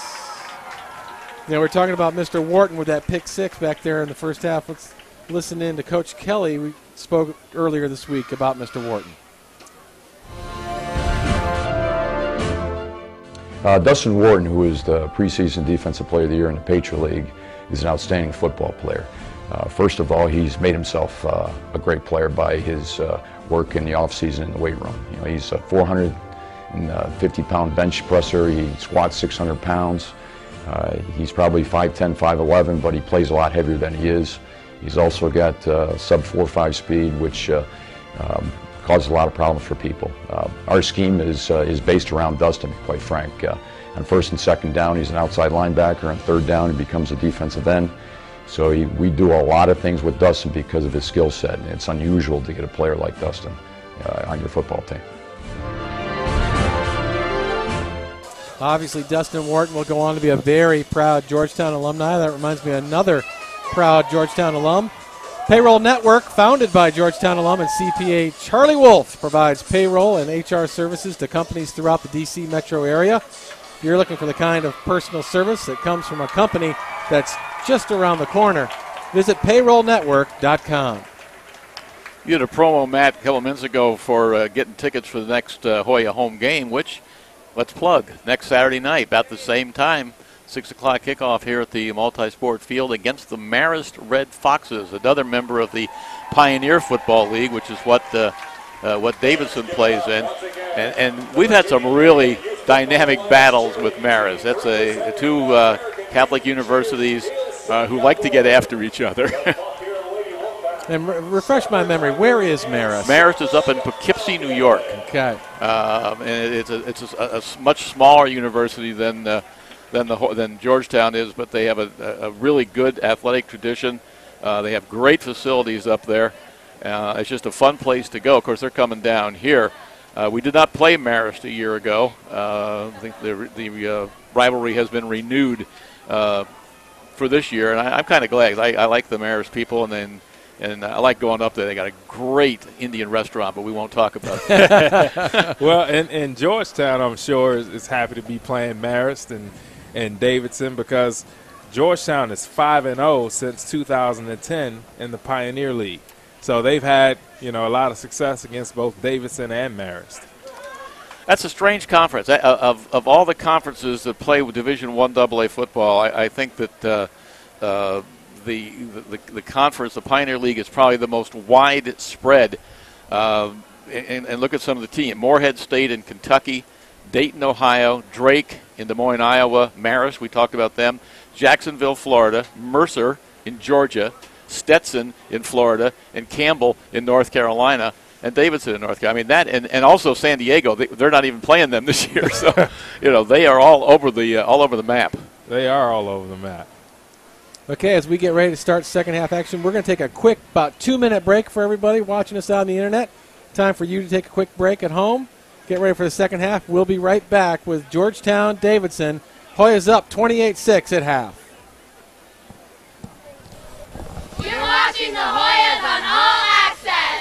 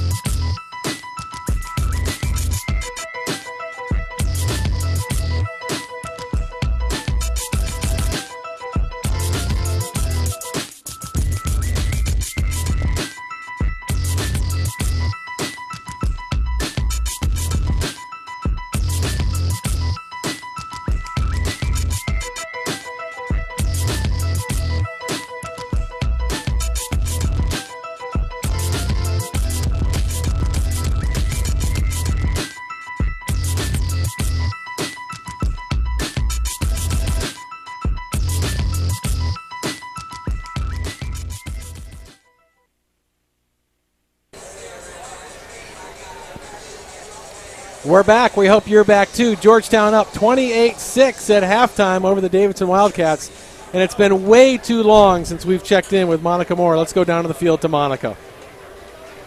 Thanks, Matt. I had the opportunity to talk with Georgetown head coach Kevin Kelly coming out of the locker room at halftime. You won't be surprised overall. He's very pleased with the way that his team is playing. He said there aren't a lot of adjustments that they're looking to make in the second half, but he said on defense there are a couple of formations that they haven't lined up properly all night, so they're looking to address that. That's one thing he spoke with his defensive unit about. On offense, he said he wants them just to keep running the football. They're doing a good job, and he had a lot of very good things to say about his special teams unit.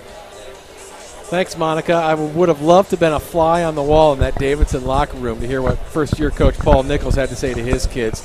They started out really well. They put together some nice, long, clock-consuming drives. Didn't get a whole lot to show for it on the scoreboard. And then the tail end of that first half, the wheels just fell off. Exactly. I would have loved to hear what he had to say in explanation for those last couple of calls he made toward the end of the first half. I mean, we all up here in the booth, was scratching our heads trying to figure out what he was doing. So, and that's one of those things where even your players look at you and, Coach, what's up?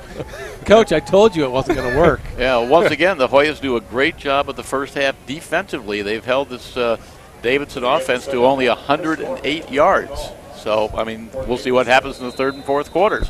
And the Hoyas will get the football to start this second half, up 28-6. Fresh 15 minutes on the clock as we get ready to start second half. Thanks for joining us. Taking it at the 5-yard line. Durham. Got a seam. Durham busted all the way up to the 35. Great run. The Hoyas right now have a chance to put this game away. They've scored on their last two possessions. They scored 2 scores in the last 2 minutes of the first half. 1 offense, 1 defense. If they could put another one on here, that's 3 scores real quick, and that's going to be a lot for Davidson to come back against. Yeah, and I keep going back to it. This is Davidson's first game of the season. So, they don't have the resiliency. They don't have the experience of being down and coming back. They haven't gone through that. So if the Hoyas can come out right now and make a statement, I mean, they could very well just crush Davidson's spirits. What they did, however, is have a false start. And yet last week in Georgetown's first game, as we've spoken about early and often, they had a great first half and then struggled in the second half. So let's see how they correct that here this week. That's not a great beginning. Right, yeah. Doesn't bode well. Back to the 30-yard line. 1st and 15 for Isaiah Kemp and company.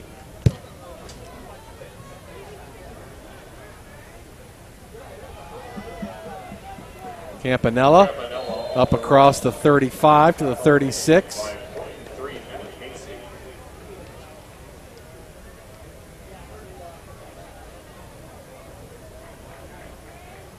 Call it the 37. Make it 2nd and 8 now for the Hoyas. 43, Matt Casey made the stop for Davidson. Sun has set here on the banks of the Potomac. Lights full on. And this is when it just gets flat out fun. I mean, playing under the lights. Yep. It doesn't get better than this. 1-yard pickup, get them up to the 38-yard line of Georgetown. 3rd and about 7 now for the Hoyas. Looks like Campanella came out of the game with kind of a stinger. He came out holding his arm. Campella now in at the running back spot. Kemp firing, short, falls incomplete. So there goes the quick hitter for the touchdown with a nail in the coffin, because now they're going to have to kick. Yep. First possession doesn't bode well for the Hoyas, and they're going to have to kick it away like you said.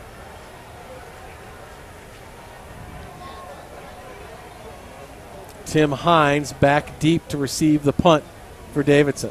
Matt Maxur only kicked 1 time in the first half. And that was a great punt. They downed it inside the 5-yard line.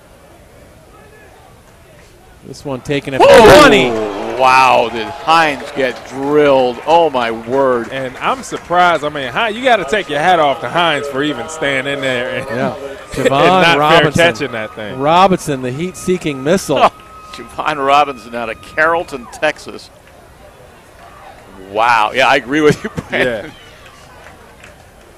Davidson, first And Javon is a guy that I love to watch play. I mean, right now he's backing up. He's backing up Eddie and Scott over at the cornerback position, but he's a guy that they're excited about on special teams and at cornerback. So Davidson will start 1st and 10 from their own 19. They keep it on the ground, their first play. Davidson squad that ran the so-called air raid offense all of last year and the years before. They started out that way in the first half, but went a little more to the ground as the half progressed. And I'm not sure why, because, I mean, the Hoyas' pressure may be the reason, because they've done a good job pressuring the quarterback. Hines in motion way out to the right-hand side. He's going to throw, maybe. That's a hole. Yeah, it's got some pressure. That's coming back. Flag down on the play.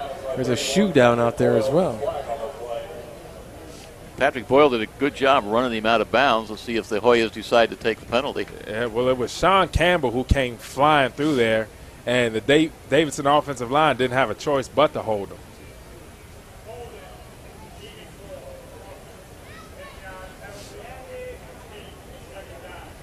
Trey Holzkamp charged with the holding. Makes it 2nd and 20. Second and a boatload now for the Wildcats. He's a local kid. He went to Chantilly High School over in Fairfax County. Home of the Chargers. Yep. Ball now inside the 10. Let's call it the 9-yard line.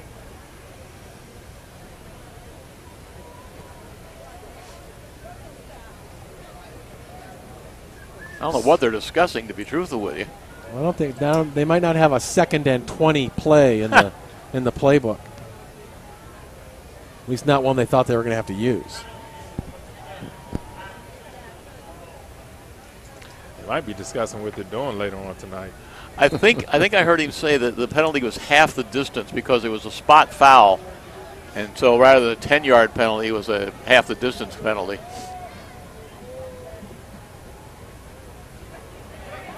Sidesteps the oncoming rush and in and out of the hands of his receiver.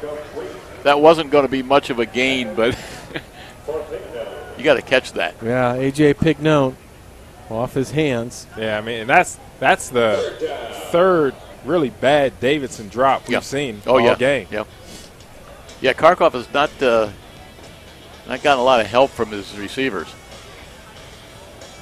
DC's most widely read newspaper, The Washington Post, has breaking news and in-depth coverage on politics, business, sports, and more. The Washington Post. If you don't get it, you don't get it. See what the Wildcats get on 3rd and 20. Pignone around the left side gets it up across the 15, but another flag down. That could be in the position of holding again, too. Yep. I think the Hoyas will decline this. They're still 3rd and 12. They're going to decline this, make them punt. Yeah, I would.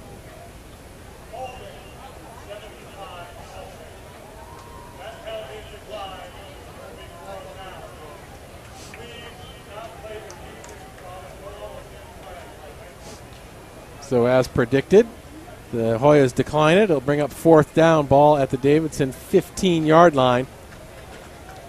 Jeff Daniels was the punter. They do this again. They put both their punters back on the goal line. That's a weird lineup. Yeah, it really is. Let's hope they actually punt it this time and don't do that fake thing. Deal takes it, shanks it off the right side of his foot. Oh, wow. The outcome won't be much better than when they faked it in the first half. That's going to be about a 3-yard punt. Wow. Deal with the punt off the side of his foot, and they'll spot it at the 18-yard line of Davidson. And they were on the 14, right? 4-yard punt. Yeah. So the Hoyas with great field. I've never seen a team do that, line up 2 punters. I tell you what, the Davidson sideline right now doesn't look very into the game. I mean, they look kind of dejected. They don't look like they think they can win. There's Campella. On 1st down. Oh, great fake. Oh, my gosh, what a great fake. Kemp inside he got 10, both of them. all the He way got down both to of 5. them. Wow. Because I was looking at Campella, I was like, man, he's got a seam.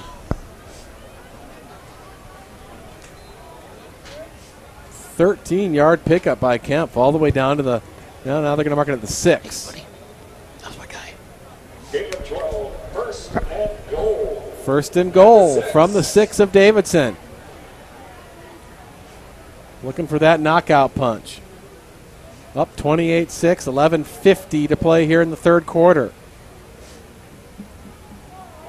Kemp throws, he get in? Yes, touchdown, Georgetown. Sprotty, big tight end. That's his second score of the year. Kemp rolling left, found Sprotty. Sprotty did the rest. And they like Sprotty, too. He's one of those big tight ends with really good hands. I mean, he'll catch anything you throw at him. And he was just able to, again, use his body to shield off a defender on that one and fight his way into the end zone. And, again, a great play fake to Joel Campella. Max Zura on for the point after. He's been perfect tonight. And he continues. Yep. 11:41 to play in the third. 35-6 Hoyas. Yeah, and so, this game is starting to take on the feel of Davidson games in the past, Davidson-Georgetown games in the past, where Georgetown has just come out and kind of, impose their will on Davidson. But again, I mean, the story here, and when you get to this point in the game now, is how can we get better? Yep. How can we reduce the penalties? How can we make sure that all our defenses are fundamentally sound? Guys are in the right gaps. Now we're playing for film sessions. Kemp throwing for a second touchdown. Let's have a listen to what he had to say earlier in the week. Probably my favorite target is Zach Wilkie. He's kind of like our utility guy, kind of like a Wes Welker. You can go to him on, third and long, third and short, whenever. He's always going to be open. Probably second guy is Elliot Owusu, real tall, long kind of kid who can really catch the jump balls. Besides what you said, Matt, the last three scores, 20-10 at Davidson, 40-16 here, and 35-14 down there last year. Yeah. That was your point. You get points for that, Brandon. Yeah, I was going to say, it wasn't me. Pretty on to kick off. He's been doing a great job of booting the ball tonight. Again, he puts one into the end zone, and the Wildcats are going to bring it out. Across the 20, 25, all the way up to the 29. It's Hines again. Right now, if you're picking a player of the game for the Wildcats, it's Hines. He's done everything except he dropped the pass. I mean, he's doing everything he can out there. Yeah. I think we found a new kickoff guy.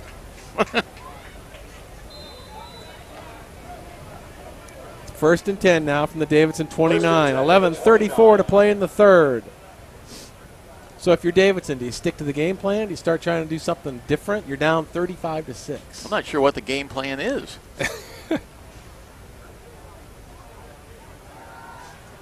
Karkoff fires back to big number 11, who was the go-to man early in this ballgame, Reese Williams.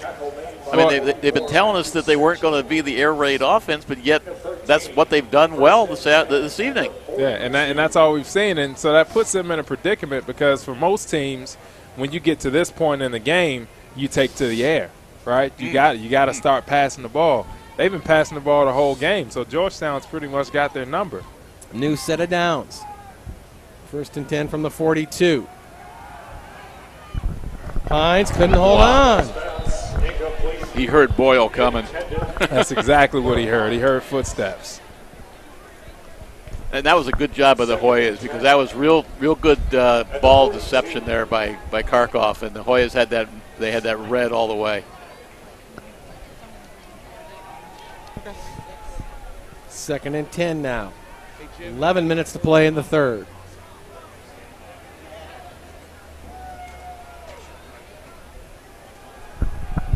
Again to the air. Did he pull it in this time? He did, up across the 45. Tell you what, the Hoyas will give them that pass. They'll give them that pass all evening. You heard the voice of Monica. She's ready. Let's go back down to Monica Moore. Thanks, Matt. Just a quick injury update about Nick Alfieri, who's actually standing right behind me. It looks like he's injured his right knee. He was getting a brace put on that knee over on the sideline, getting quite a bit of medical attention, and is now walking around on crutches, so it does not look like we'll see him back tonight. Too bad for Nick. Now third down play falls incomplete for Davidson. And that was an incredibly athletic play by Steve Atwater. That was beautiful. I mean, I don't know what his vertical jump is, but good gracious, he jumped out of the stadium on that. Yeah, that's not good seeing Nick Alfieri on crutches, junior out of Portland, Oregon, Jesuit High School.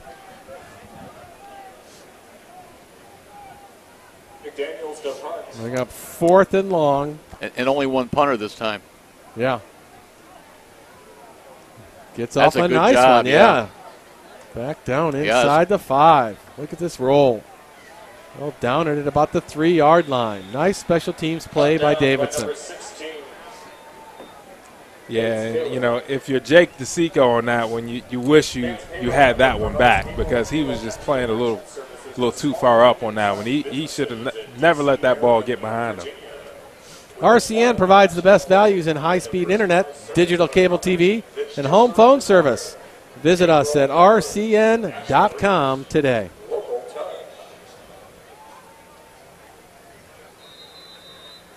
Hoyas with their backs up against the wall here, starting at their own 4-yard line.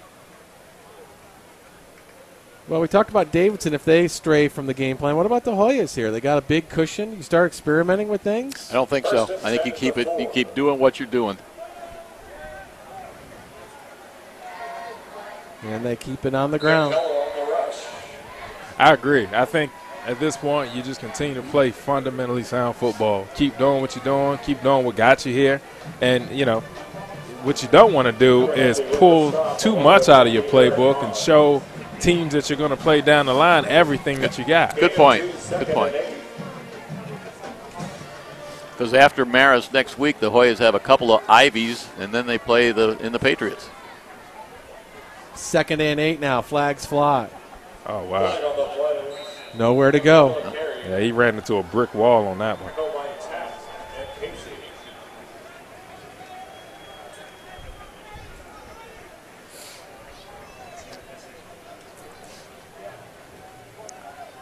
See what the penalty is.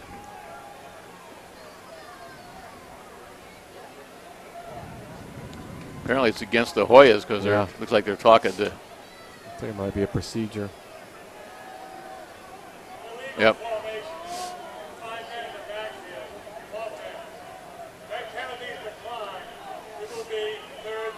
All right, 3rd and long now for Georgetown after the declined penalty. Atwater getting worked on down there on the sideline. Yeah, I saw him come over here, and he was asking the trainer for something, but not sure what the problem was. Looks like his knee. Looks like he has a sleeve on his knee. 3rd and 7. Kemp looking. Spun down, lost, Sacked. back behind the 5-yard line. Brought down by 43, Matt Casey. 4th down. I think it's the first time they've gotten to Kemp tonight, isn't it? Yeah, I think you're right. Yeah, and that one I would give to their secondary because Kemp was looking to throw down the field, just didn't have anyone to throw to. And he had the presence of mind not to try to work it in there, make a tough throw. Yeah. They ought to get really good field position out of this as long as they handle the punt with Maxura kicking almost at the end line. Yeah, has his heels almost up against that white line. They're coming. Fair catch. Yeah, not bad all the way. Oh, he fumbled it. He did. He muffed it. He was at the Georgetown 48. He'll be at the 47 of Georgetown. And you know, it's interesting. I was watching him catch balls before the game, and out of 5 that he caught, he dropped 1. Okay. You know, I mean, obviously we know how great an athlete he is. We know he's been doing everything he can to help Davidson win, but he did drop that 1 catch, and so it's always been in the back of my mind whether we would see that during the game. But more important, was it in the back of his mind? Yeah, that's a good point. 8:38 now on the clock here in the 3rd. 35-6 Georgetown. Davidson looking to get something going. This looks promising. Bangs his way up to the 40-yard line. Klein, the ball carrier.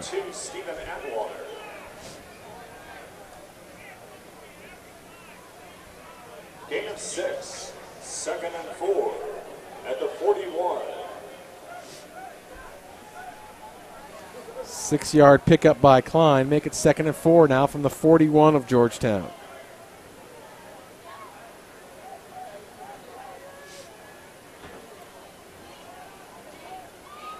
A nice little curl route inside the 35 for a first down for Davidson.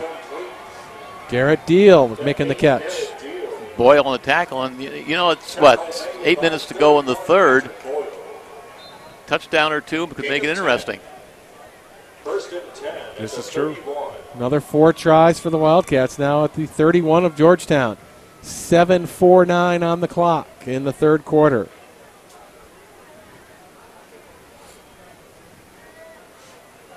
John Karkoff will keep it. That's a hole. Yeah. Yep. Good call. Throwing deep, throws it out of bounds, and the penalty will help the Wildcats. Rather, the Hoyas, excuse me. And that's going to be a biggie, too, because that's in the backfield. So, I mean, that's not 10 yards from the line of scrimmage. That's 10 yards from the point of the foul. I think. I think you're right. Although they are marking it from the line of scrimmage. I thought that was the point of the foul penalty. I mean, we'll take the 10 yards, but I did because the flag was thrown about the 45-yard line. So make it 1st and 20 now from the Georgetown 41. Again, couldn't hold on. Broken up nicely. Is that Boyle? That was a good hit by Patrick Boyle. Jeff McDaniels, the intended receiver. If you're going to come across the middle against the Hoya backers, you better have your insurance paid up. I mean, when you got guys like Alfieri, Wharton, Atwater flying around, you got to be a man to go across that middle. 2nd and 20. Going deep over the middle, had him. A little too much oomph on the ball. Sails over the top of his intended receiver, Trey Holzkamp. Oh, he's got Spencer Ball playing in the defensive backfield now, number 24. And this is a young kid that the coaching staff is very, very high on. I think he's in there replacing Alfieri.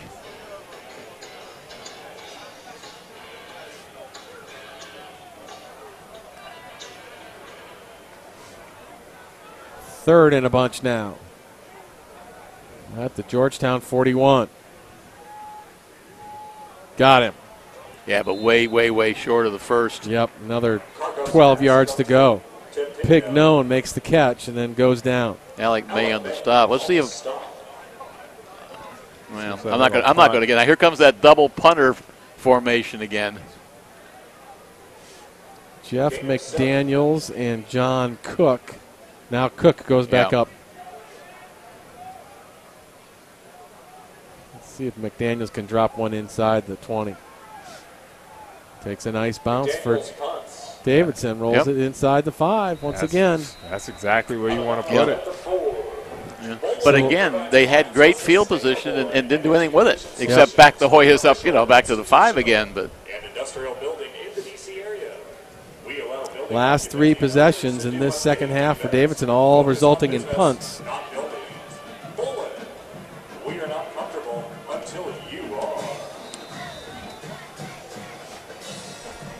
Hoyas punted on their last possession. Let's see if they can get something going. 6:44 to go here in the third. Hey, don't forget Subway is the official training restaurant of the Georgetown Hoyas. Subway, eat fresh.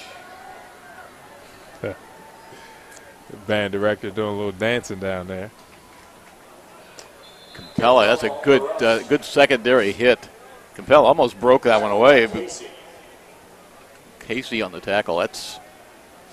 I mean, you're talking about what were the Hoyas going to do? It looks to me like they've kind of put the lid on it. I mean, just run the football, get it out of trouble. Right. 2-yard gain on that last one. Make it 2nd and 8 now from their own 6-yard line. One more time to the ground. Got some room this side, though. Loses his footing and goes down just on the other side of the 10-yard line. He broke 2 tackles before he finally sort of went down victim of self-tackle. Yeah, and Capella, again, one of those guys that is never going to go down off of first contact. And on that one, I mean, he broke, like I said, he broke 2 tackles. But you see him break at least 1 tackle on every play. Just about, yeah. 2nd and 4 now. Kemp with the fake. Falls across the 10 up to the 11. No gain on the play. Bring up 4th down. That's good defense by Davidson.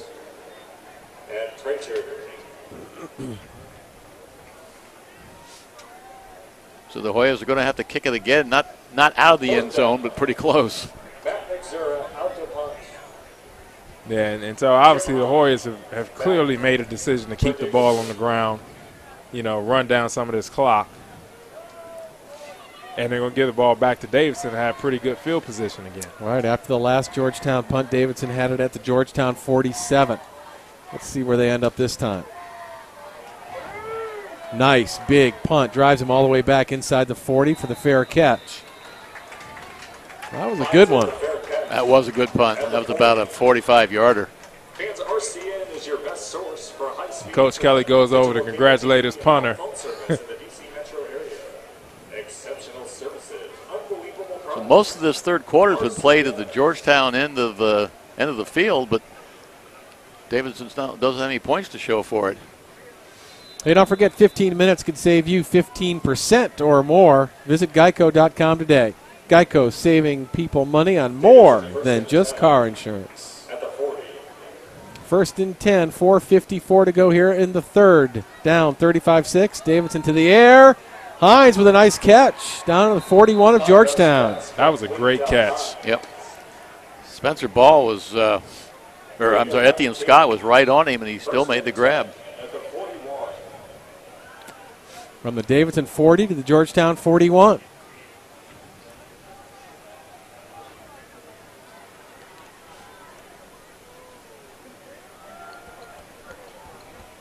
Great pursuit. Yep, Great pursuit. Got him right as he got back to the line of scrimmage. It's a nice play by Schenkel, because he was the defensive end on the other side and came all the way over. It was Schenkel who made the play, but it was those 2 defensive tackles that got that push. Yeah. I mean, if you watch that defensive line, they flowed all the way down. And, I mean, that offensive line ended up 2 yards in their own backfield. Klein was the ball carrier. They faked to him this time. Goodbye. He gets away. Missed him. 2 flags. Fly, Two though, flags. and he has to throw it away. See what this is going to be.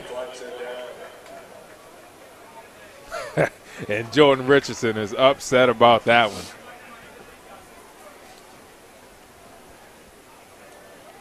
It's like a gazelle slipping right out of the mouth of a lion. That's a great job of the quarterback.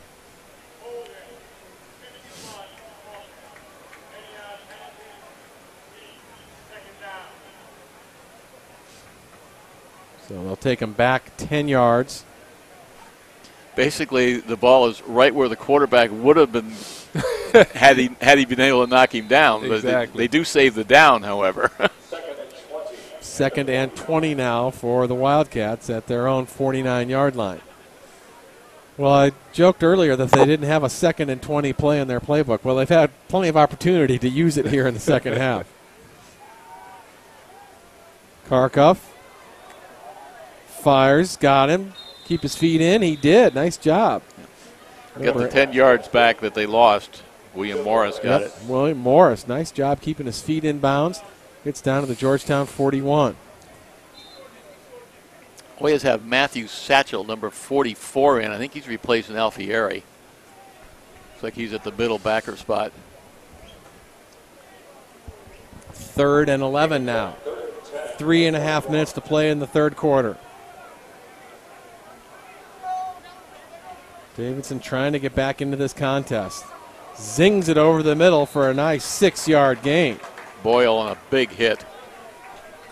Yeah.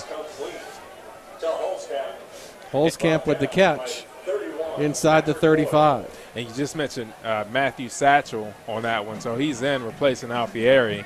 On that last one, I watched him, he floated the wrong way, and that guy was able to sneak right back in behind him to get open for that completion. Fourth down and play. 3, and they jump off sides. I think they too moved. quick, yeah. I think Davidson moved. I think the receiver closest to us was off to the races. Number 7? Yeah, that was Hines. You're right. The wide out on this side. Yep. 4th and 8 at the 39. Well, now they're going to have to kick it away. Well, They go do back they? We're right. They go back to the John Cook and Jeff McDaniels, both back. That is bizarre. And it goes to Cook. Fair catch called for at the Whoa. 15. Wow. That was scary. Jake DeSico. Yeah. By 27, Jake DeSico for the Hoyas. That may have been a good play because if the ball bounced, it may kept rolling. But you got to think the coach is saying, "Oh no, oh Was no." the punter for the Wildcats. Well, all the games you watch matter. Or Brandon, have you ever seen a team line up 2 punters? I have not. I've never seen it. Tour experience tonight by visiting See something new every week, huh? Yeah, I guess you do, don't you? That's what makes this game fun. 1st and 10 at the 17. Hoyas take over at their own 17-yard line, up 35-6 with 2.5 to play in the third. Keep it on the ground. Yes, they do. Campella on the rush. Bolin has been the leading supplier of integrated comfort systems and services for commercial, institutional, and industrial buildings for over 50 years. Bolin, we're not comfortable until you are. And it looks like the Hoyas are comfortable to just keep running the ball here with this large margin. There they go Claytor. again. Claytor trying to find some room on that right side. Picks up maybe a yard. See where they marked this. I think he got more than that, Yeah. man. I think they gave him a pretty good push. They gave it to him. I think they gave him the first down. I thought he was stopped for very little also, but that's a good run by Dalen Claytor. Again, another running back that the Hoyas have in the stable. 1st and 10 from the Georgetown 28. So far we've seen Claytor. Now we see Tyrell Williams, excuse me. So we've seen 4 backs so far for Georgetown. That's his first carry, I think, of the season. He's a freshman out of Quince Orchard High School over in Gaithersburg. I do not remember him carrying the ball last week up at Wagner. 2nd and 10 still at the 28 of Georgetown. Approaching 1 minute to go here in the third. Ooh. Williams again with the carry. That time nowhere to go. Now, if I'm coach, I'm in Tyrell Williams' ear saying, whatever you do, hold on to that ball. Yeah. Sometimes you don't have a choice, though, when you get drilled like that. When you get spun around like that, you're sort of at the mercy of whoever's coming your way. Yeah. This will probably be the last play of the quarter. Campella now in the backfield next to him, I believe. Taken to the air now. Yep, Kemp. He's got a man. Yes, he does, and he comes down with it inside the 45. That's Zach Wilkie. Good catch, Zach. Wilkie, the senior out of Boca Raton. And I like Wilkie. I love watching him play. I mean, he plays with attitude. You know, he reminds me of like a Wes Welker kind of guy. You know, he's fast. He's a utility. You can put him anywhere on the field, and he'll make a play for you. I think the Hoyas. Yep. Yeah, I think they're going to let the clock run out. Down now at 5 seconds. And they'll start the fourth quarter. 1st and 10 from the Davidson 43. Triple zeros across the clock as we head for the fourth quarter. Hoyas up 35-6. Home opener for the Georgetown Hoyas here at Multisport Field. The game, that quarter, dominated by Davidson. They had field possession almost the entire quarter on the Georgetown side of the 50, but the only team to score in that quarter was Georgetown. Yep.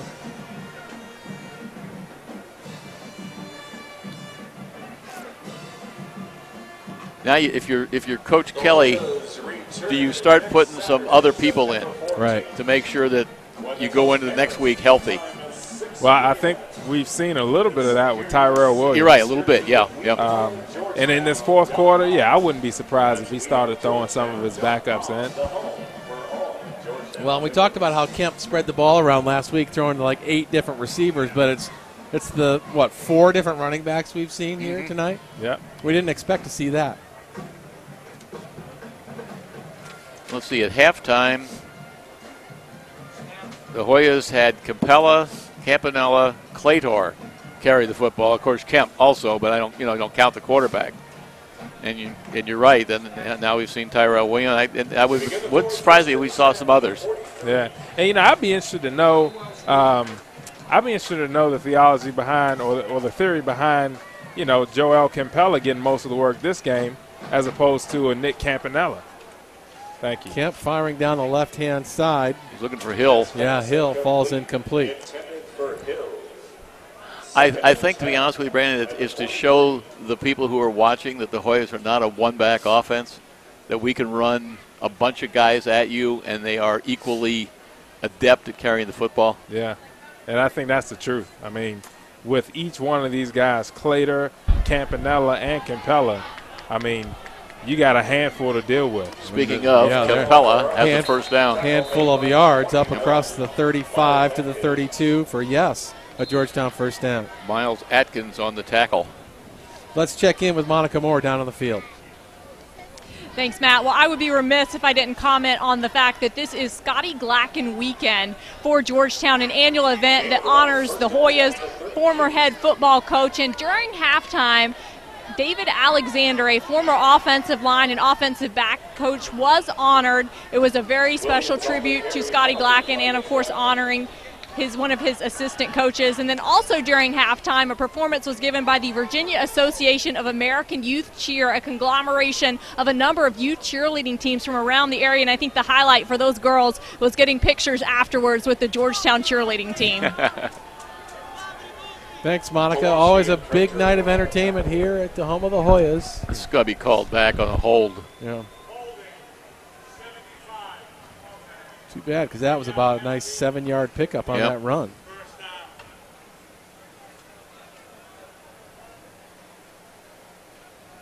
Mike Rowland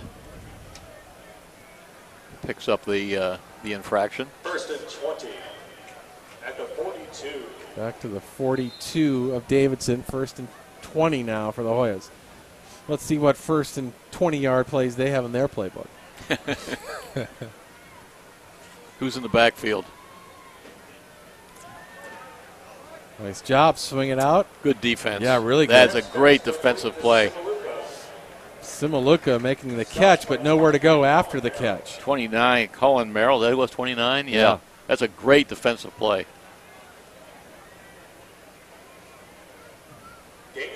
Picks up 3, ball now at the 39 of Davidson. The spark is going out of the stadium, man. It's right now. It's just like 3 yards of the cloud of dust and a punt, and then 3 yards of the cloud of dust and a punt. Absolutely right.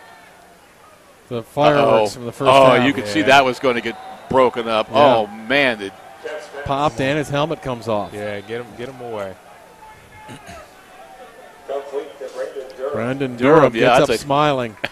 God love him, because I sure wouldn't be. He gets up smiling. But, if I'm the offensive line coach, I'm in my guys' faces. Good call. Saying you get those players away from your running back who's laying on the ground. Yeah, that was supposed to be a screen pass, and it worked very nicely, except there was no screen. This is interesting. Yeah, brings up 3rd and 20 now. 13 minutes to go in the ball game. Kemp with time. Now he gets flushed out. He's going to stay behind the line, though. He wants to throw. He's still running around. He sure is. Look at him. He's saying, somebody help me. Finally, he's got a man open. Oh! Wide open down there. Falls short. I'll tell you what the flag is, okay? Flag down. Ineligible man downfield. I guarantee you. Yeah, because, when you see linemen look walking Look back. where the linemen are. Look where the linemen are. That's got to be an eligible receiver downfield. There's no doubt about it. Zach Wilkie was down there, finally found himself wide open. Yeah. Man, look at your linemen. They are gassed. They are huffing and puffing, hands on their waist. I think he can call that on about 3 different guys, to be honest with you.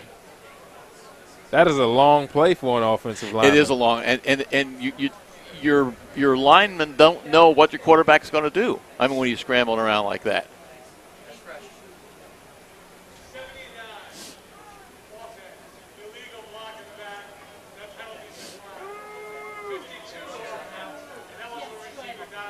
There you go. I think they're just going to decline them all. Yeah. Yeah.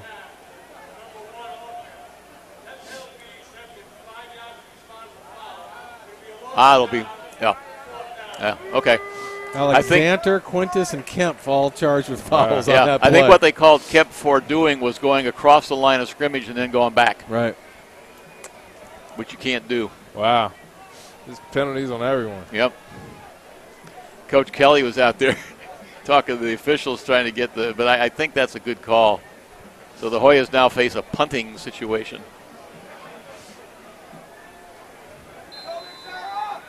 So even if he had completed that pass, I was just going to say, anyway. So Wilkie makes a great catch at the 5, it doesn't matter. Yeah, right.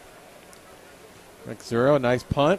See what kind of roll he gets. Ooh, nice sideways. Look at that. That's beautiful. Rolls out at the 3-yard line. That's twice he's pinned them inside the 5. Max Zura's having a great game. He is doing a great job, yeah. Coakley Realty is your single source for residential and commercial real estate services.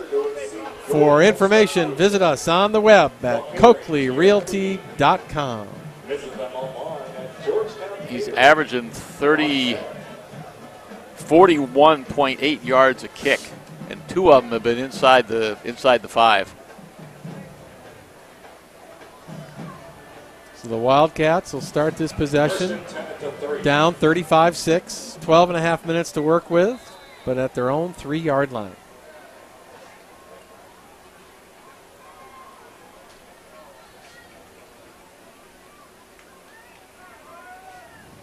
They try to go right ahead, give them a little breathing room, and they gain maybe a yard. And somebody lost the helmet. Yep. I think it was the ball carrier. Yeah, 24. Klein again. He's been a workhorse for these guys. Saw a college game this afternoon. A guy lost his helmet and kept playing and got flagged for it. I saw that. Yeah, he didn't have proper equipment on. Right, he kept running after the quarterback. Yeah. And he got flagged for it? Yeah, because you have to have your helmet on to participate. And wasn't it an unsportsmanlike penalty, or was it illegal participation? I think it was illegal participation. Yeah. And so, but he was a defensive player. Yeah. Yeah. So what happens if a running back's helmet comes off? Excellently good question. I mean, do they just have to stop running? I don't know. We need to ask an official that question. And then we have to ask the question, how did his helmet come off? Right. Third down, 4 yards to go for the Davidson Wildcats. Trying to get something going here in the fourth quarter. Karkoff to the air. He's got his man Williams over the middle. It should be enough for a first down. Yeah, I think he got it. Boyle on the stop again for Georgetown.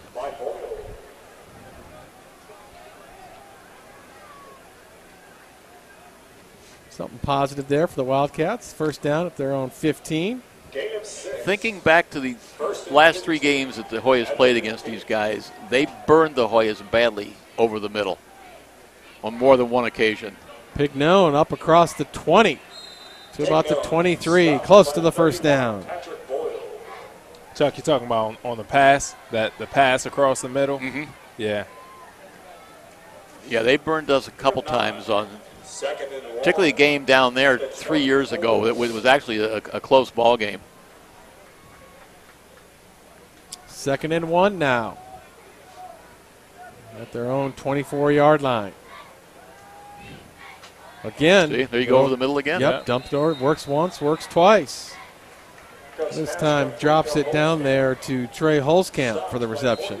But on the other hand, the Hoyas are going to give him a 4 or 5 yard dump pass the entire game because it'll take them 8 minutes to get down the field. Right. Yeah. 1st and 10 now from the 30. Back to the ground. Klein spins his way across the 35. Nice 5-yard pickup. Boyle and Richardson on the stop. Give him 6 yards on the carry. Make it 2nd and 4 now at the 36 of Davidson. Inside 10 minutes remaining in the ball game.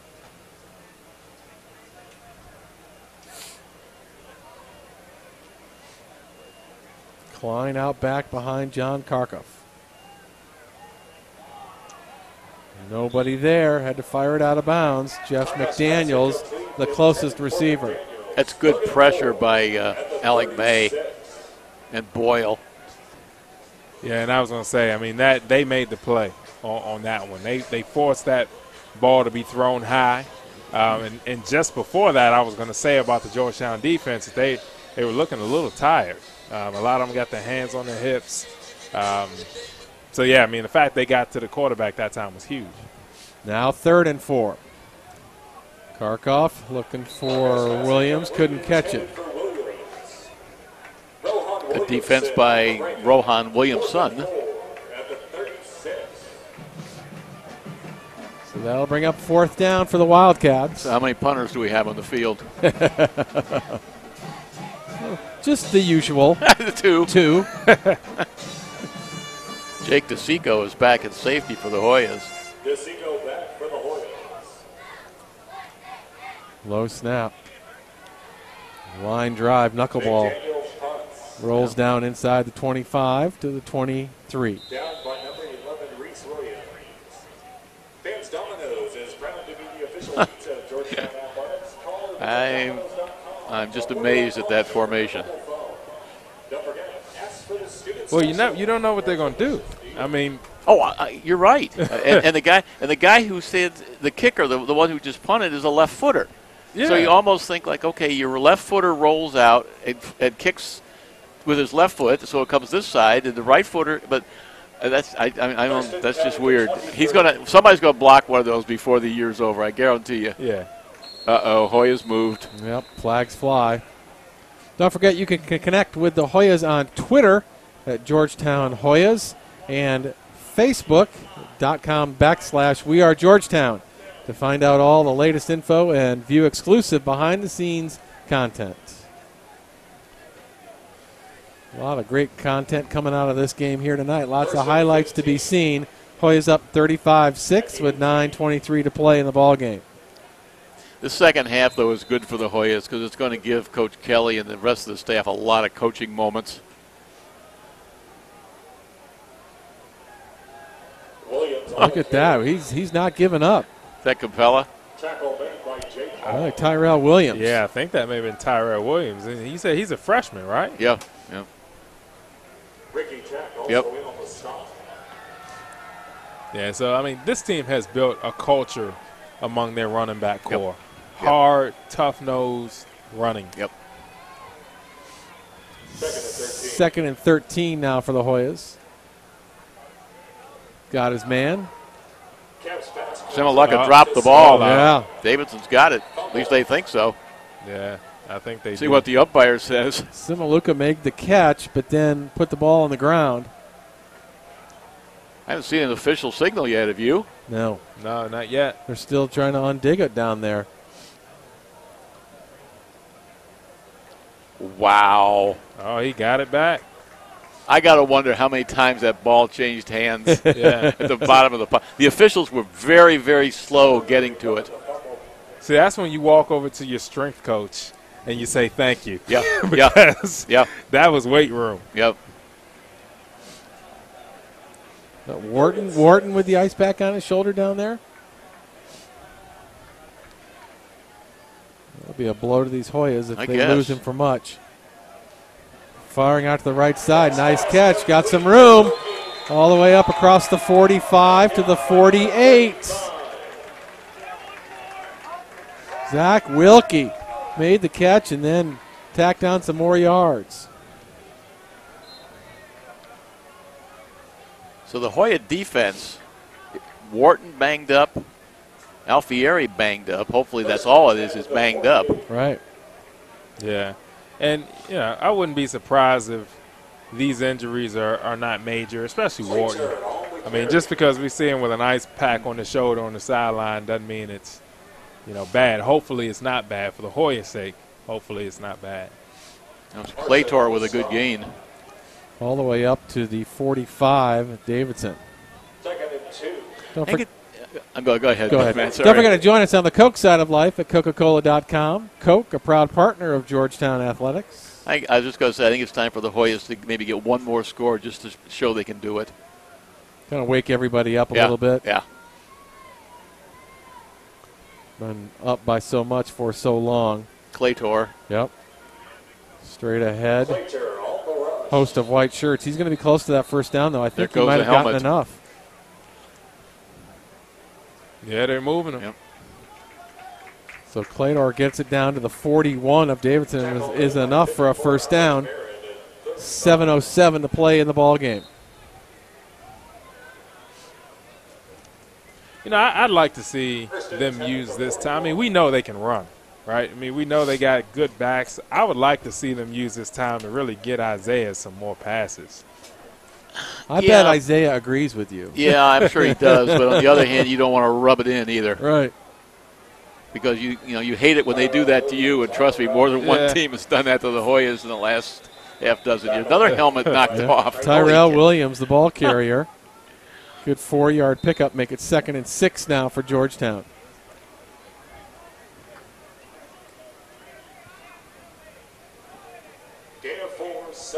From the 37 of Davidson.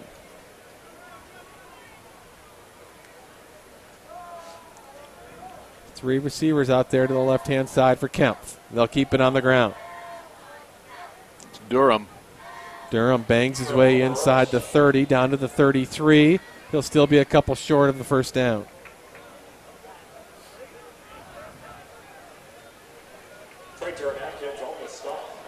Third and about 2.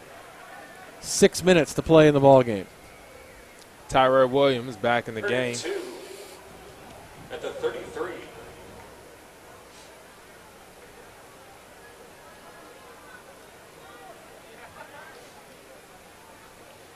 Here comes a blitz. Yeah, give his to Williams. He just gets away from the tackler, and it looks like he might have enough for the first down. Depends what kind of spot. Now he gave him a left foot spot instead of a right foot spot. So I think he's going to be short.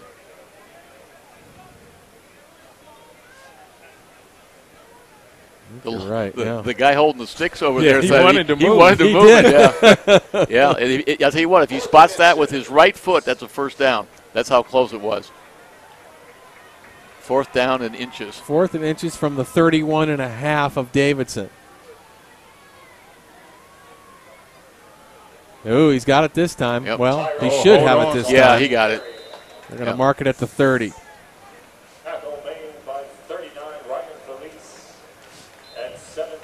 Felice coming up to make the stop, but not until after the Hoyas pick up another first down. Now inside 5 minutes to play in the ball game.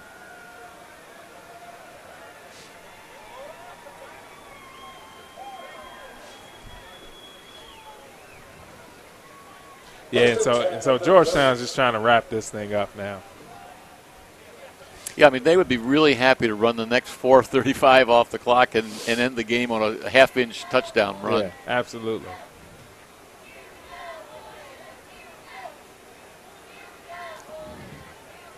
Williams inside the 25, all the way down to the 20, close to a 10-yard pickup. It's good speed for backing up. Yeah, he moonwalked for about the last 5 yards of that run. So we were concerned about these Hoyas coming into the second half tonight, that there wouldn't be a letdown like there was last week in Game 1. And they look like they've kept their composure here tonight and kept things going in the right direction in this second half. Well, the score has allowed them to play it close to the vest and not show a lot of stuff. The defense has kept them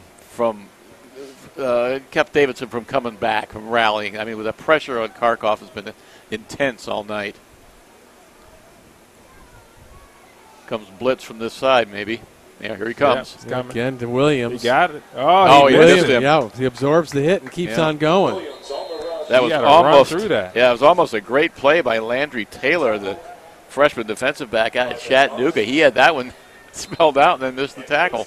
Yeah, I mean, that's a combination of, perhaps bad tackling by him, but also just strength from Tyrell Williams.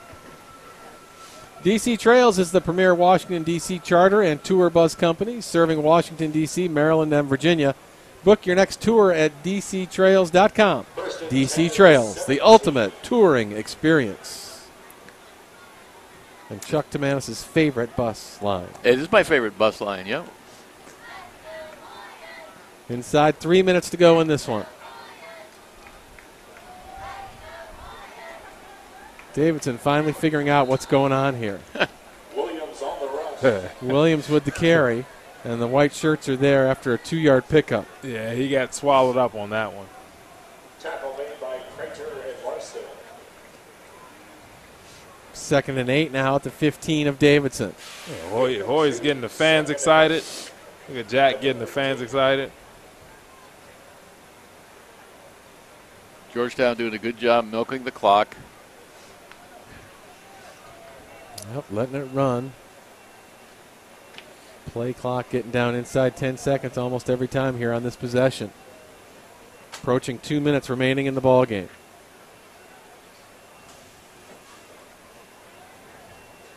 Camp. Oh, nice call. Great block on the far side. Wow. He totally fooled me. That Justin Hill with a seal block over there. That was gorgeous. Yeah. Isaiah Kemp, touchdown, Georgetown. That was a great block and a great play fake by Isaiah. I mean, he sold that thing because I thought Dalen Clater had it. I was with you. I was watching him the whole way. Outstanding call. Isaiah Kemp, 15-yard touchdown run to put the Hoyas on top, 41-6. Now waiting for Maxura to be perfect as he has been all night, and he is. 42-6 with 2 minutes to play. Is the official training restaurant of the Georgetown Hoyas. Score your favorite sub at any area subway tonight. I think we'll keep that one in the playbook. There's Isaiah talking to Elliot Owuzu, who would be your starting wideout, got hurt in the game a week ago up at Wagner. He went up for a pass and just got drilled and shaken up to the point where they thought they'd keep him out for I'm sure he's going to be back, but he had one of the big hits of the last weekend. Payroll Network, founded by Georgetown alum and CPA Charlie Wolf, provides payroll and human resources services to companies throughout the D.C. metro area. If you're looking for the kind of personal service that comes from a company that's just around the corner, visit payrollnetwork.com.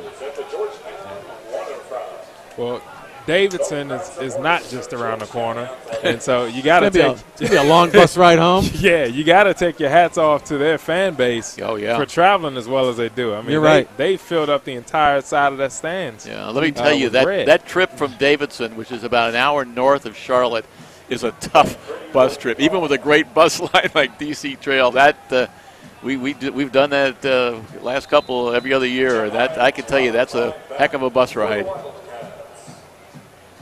And it's an even longer bus ride when you lose. Oh, by 42-6. Yeah, I wasn't going to go there, but yeah.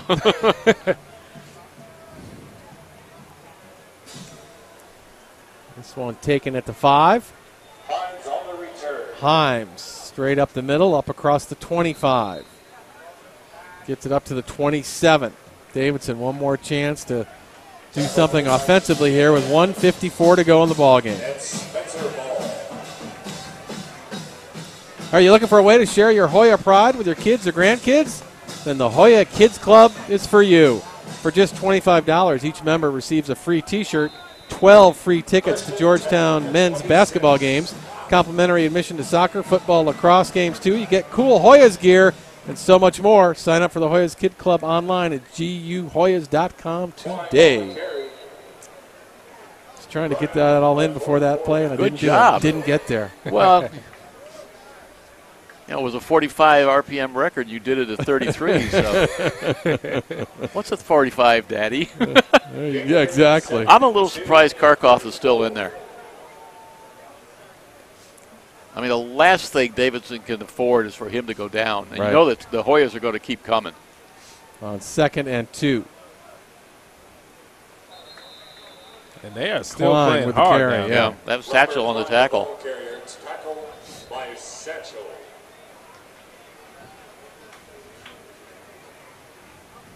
And so Georgetown has put in a couple of their backups. It looks like they pulled that first group out completely.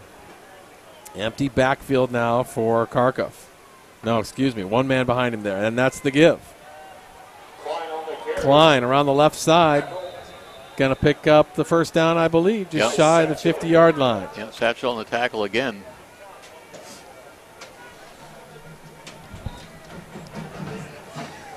Look at some of the new numbers out of Peter Davies is number 94. He's probably played earlier. We just didn't call his number.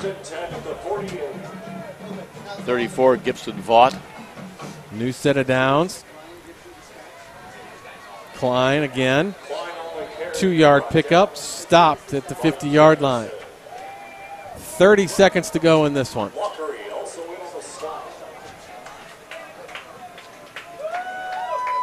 And so the Georgetown faithful starting to rise to their feet.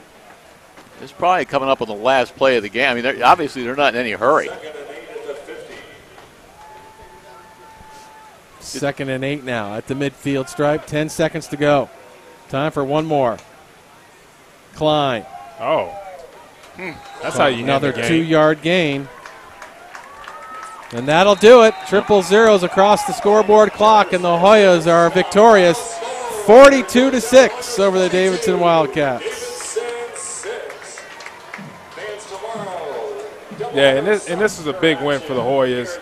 Like, you know, Chuck, you mentioned it early in the game. Matt, you alluded to it. Just bouncing back from that loss last week. I mean, this is a decisive win for Georgetown. So I think this does a lot for their confidence.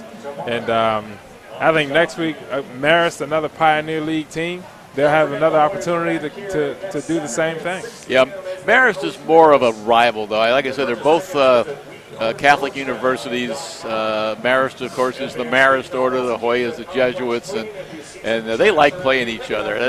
I would love to see a yearly annual rivalry between those two schools. Don't go away. Monica Moore is going to track down our post-game interview. So we've got more coming your way here. Don't forget the annual fund for Georgetown Athletics is the lifeblood of the athletics department. By giving, you are providing Georgetown student athletes with the necessary resources to be successful in competition and in the classroom. Your commitment today will allow Georgetown to attract the most talented student athletes and the most qualified coaches. To learn more about how you can help, visit wearegeorgetown.com, your home for supporting Georgetown athletics. Don't forget the healthcare job market is growing. Be a part of it. Georgetown University's School of Nursing and Health Studies offers options for adult learners with college degrees. Earn an accelerated bachelor's degree in nursing in 16 months or pursue a master's degree through nationally ranked programs in health systems administration or nursing. For more information, visit nhs.georgetown.edu. Big win for the Hoyas tonight, gentlemen. Did you see anything you didn't expect besides two punters at once? No, that's about the only. That's about the only thing. This, as I said when we were talking, before the game. This is a game the Hoyas should win.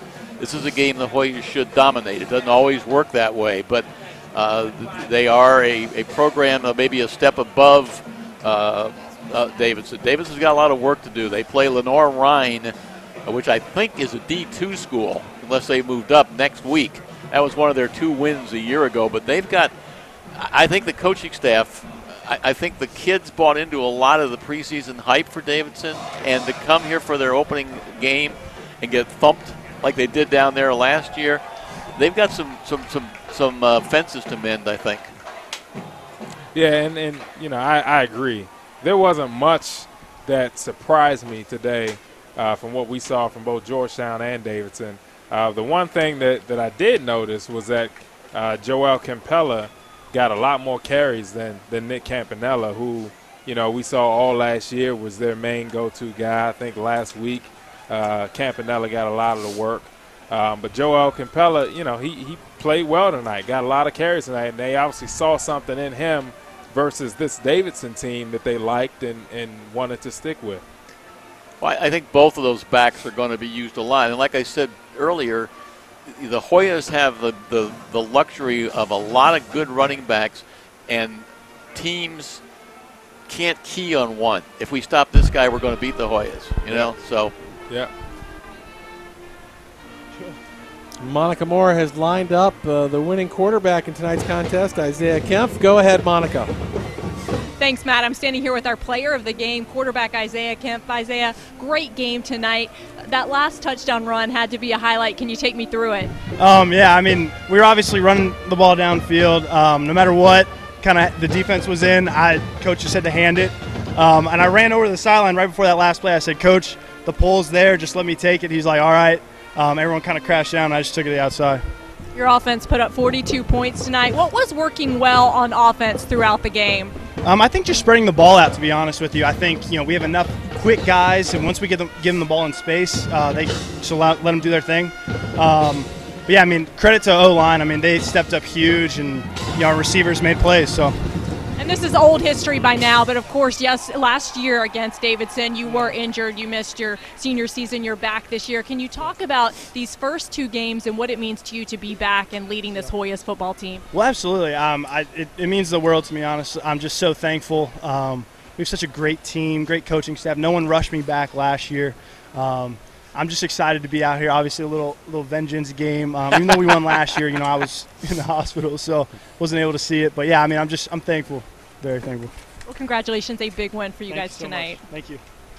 Thanks, Monica. GUHoyas.com is the official website of Georgetown University Athletics. Visit GUHoyas.com today for the most up-to-date information, game recaps, video highlights, and more on the Georgetown Hoyas. That's GUHoyas.com. And don't forget, if you're looking for tickets to the next Georgetown game, visit wearegeorgetown.com to secure the best seats in the house for basketball, soccer, football, and more. That's wearegeorgetown.com, the home for all Georgetown tickets. Gentlemen, this was such a success tonight. Let's do it again next week. What do you say? Sounds like a good plan. We will be here next week as the Georgetown Hoyas face off Marist. As Chuck was telling us, this is going to be a good one next week. So join us, same place, same time. Find us here on the internet, and we're looking forward to a great ball game. I'm Matt Fetters along with Brandon Small and Chuck Timanis. Thanks for joining us. So long until the next time that it's time for Georgetown football.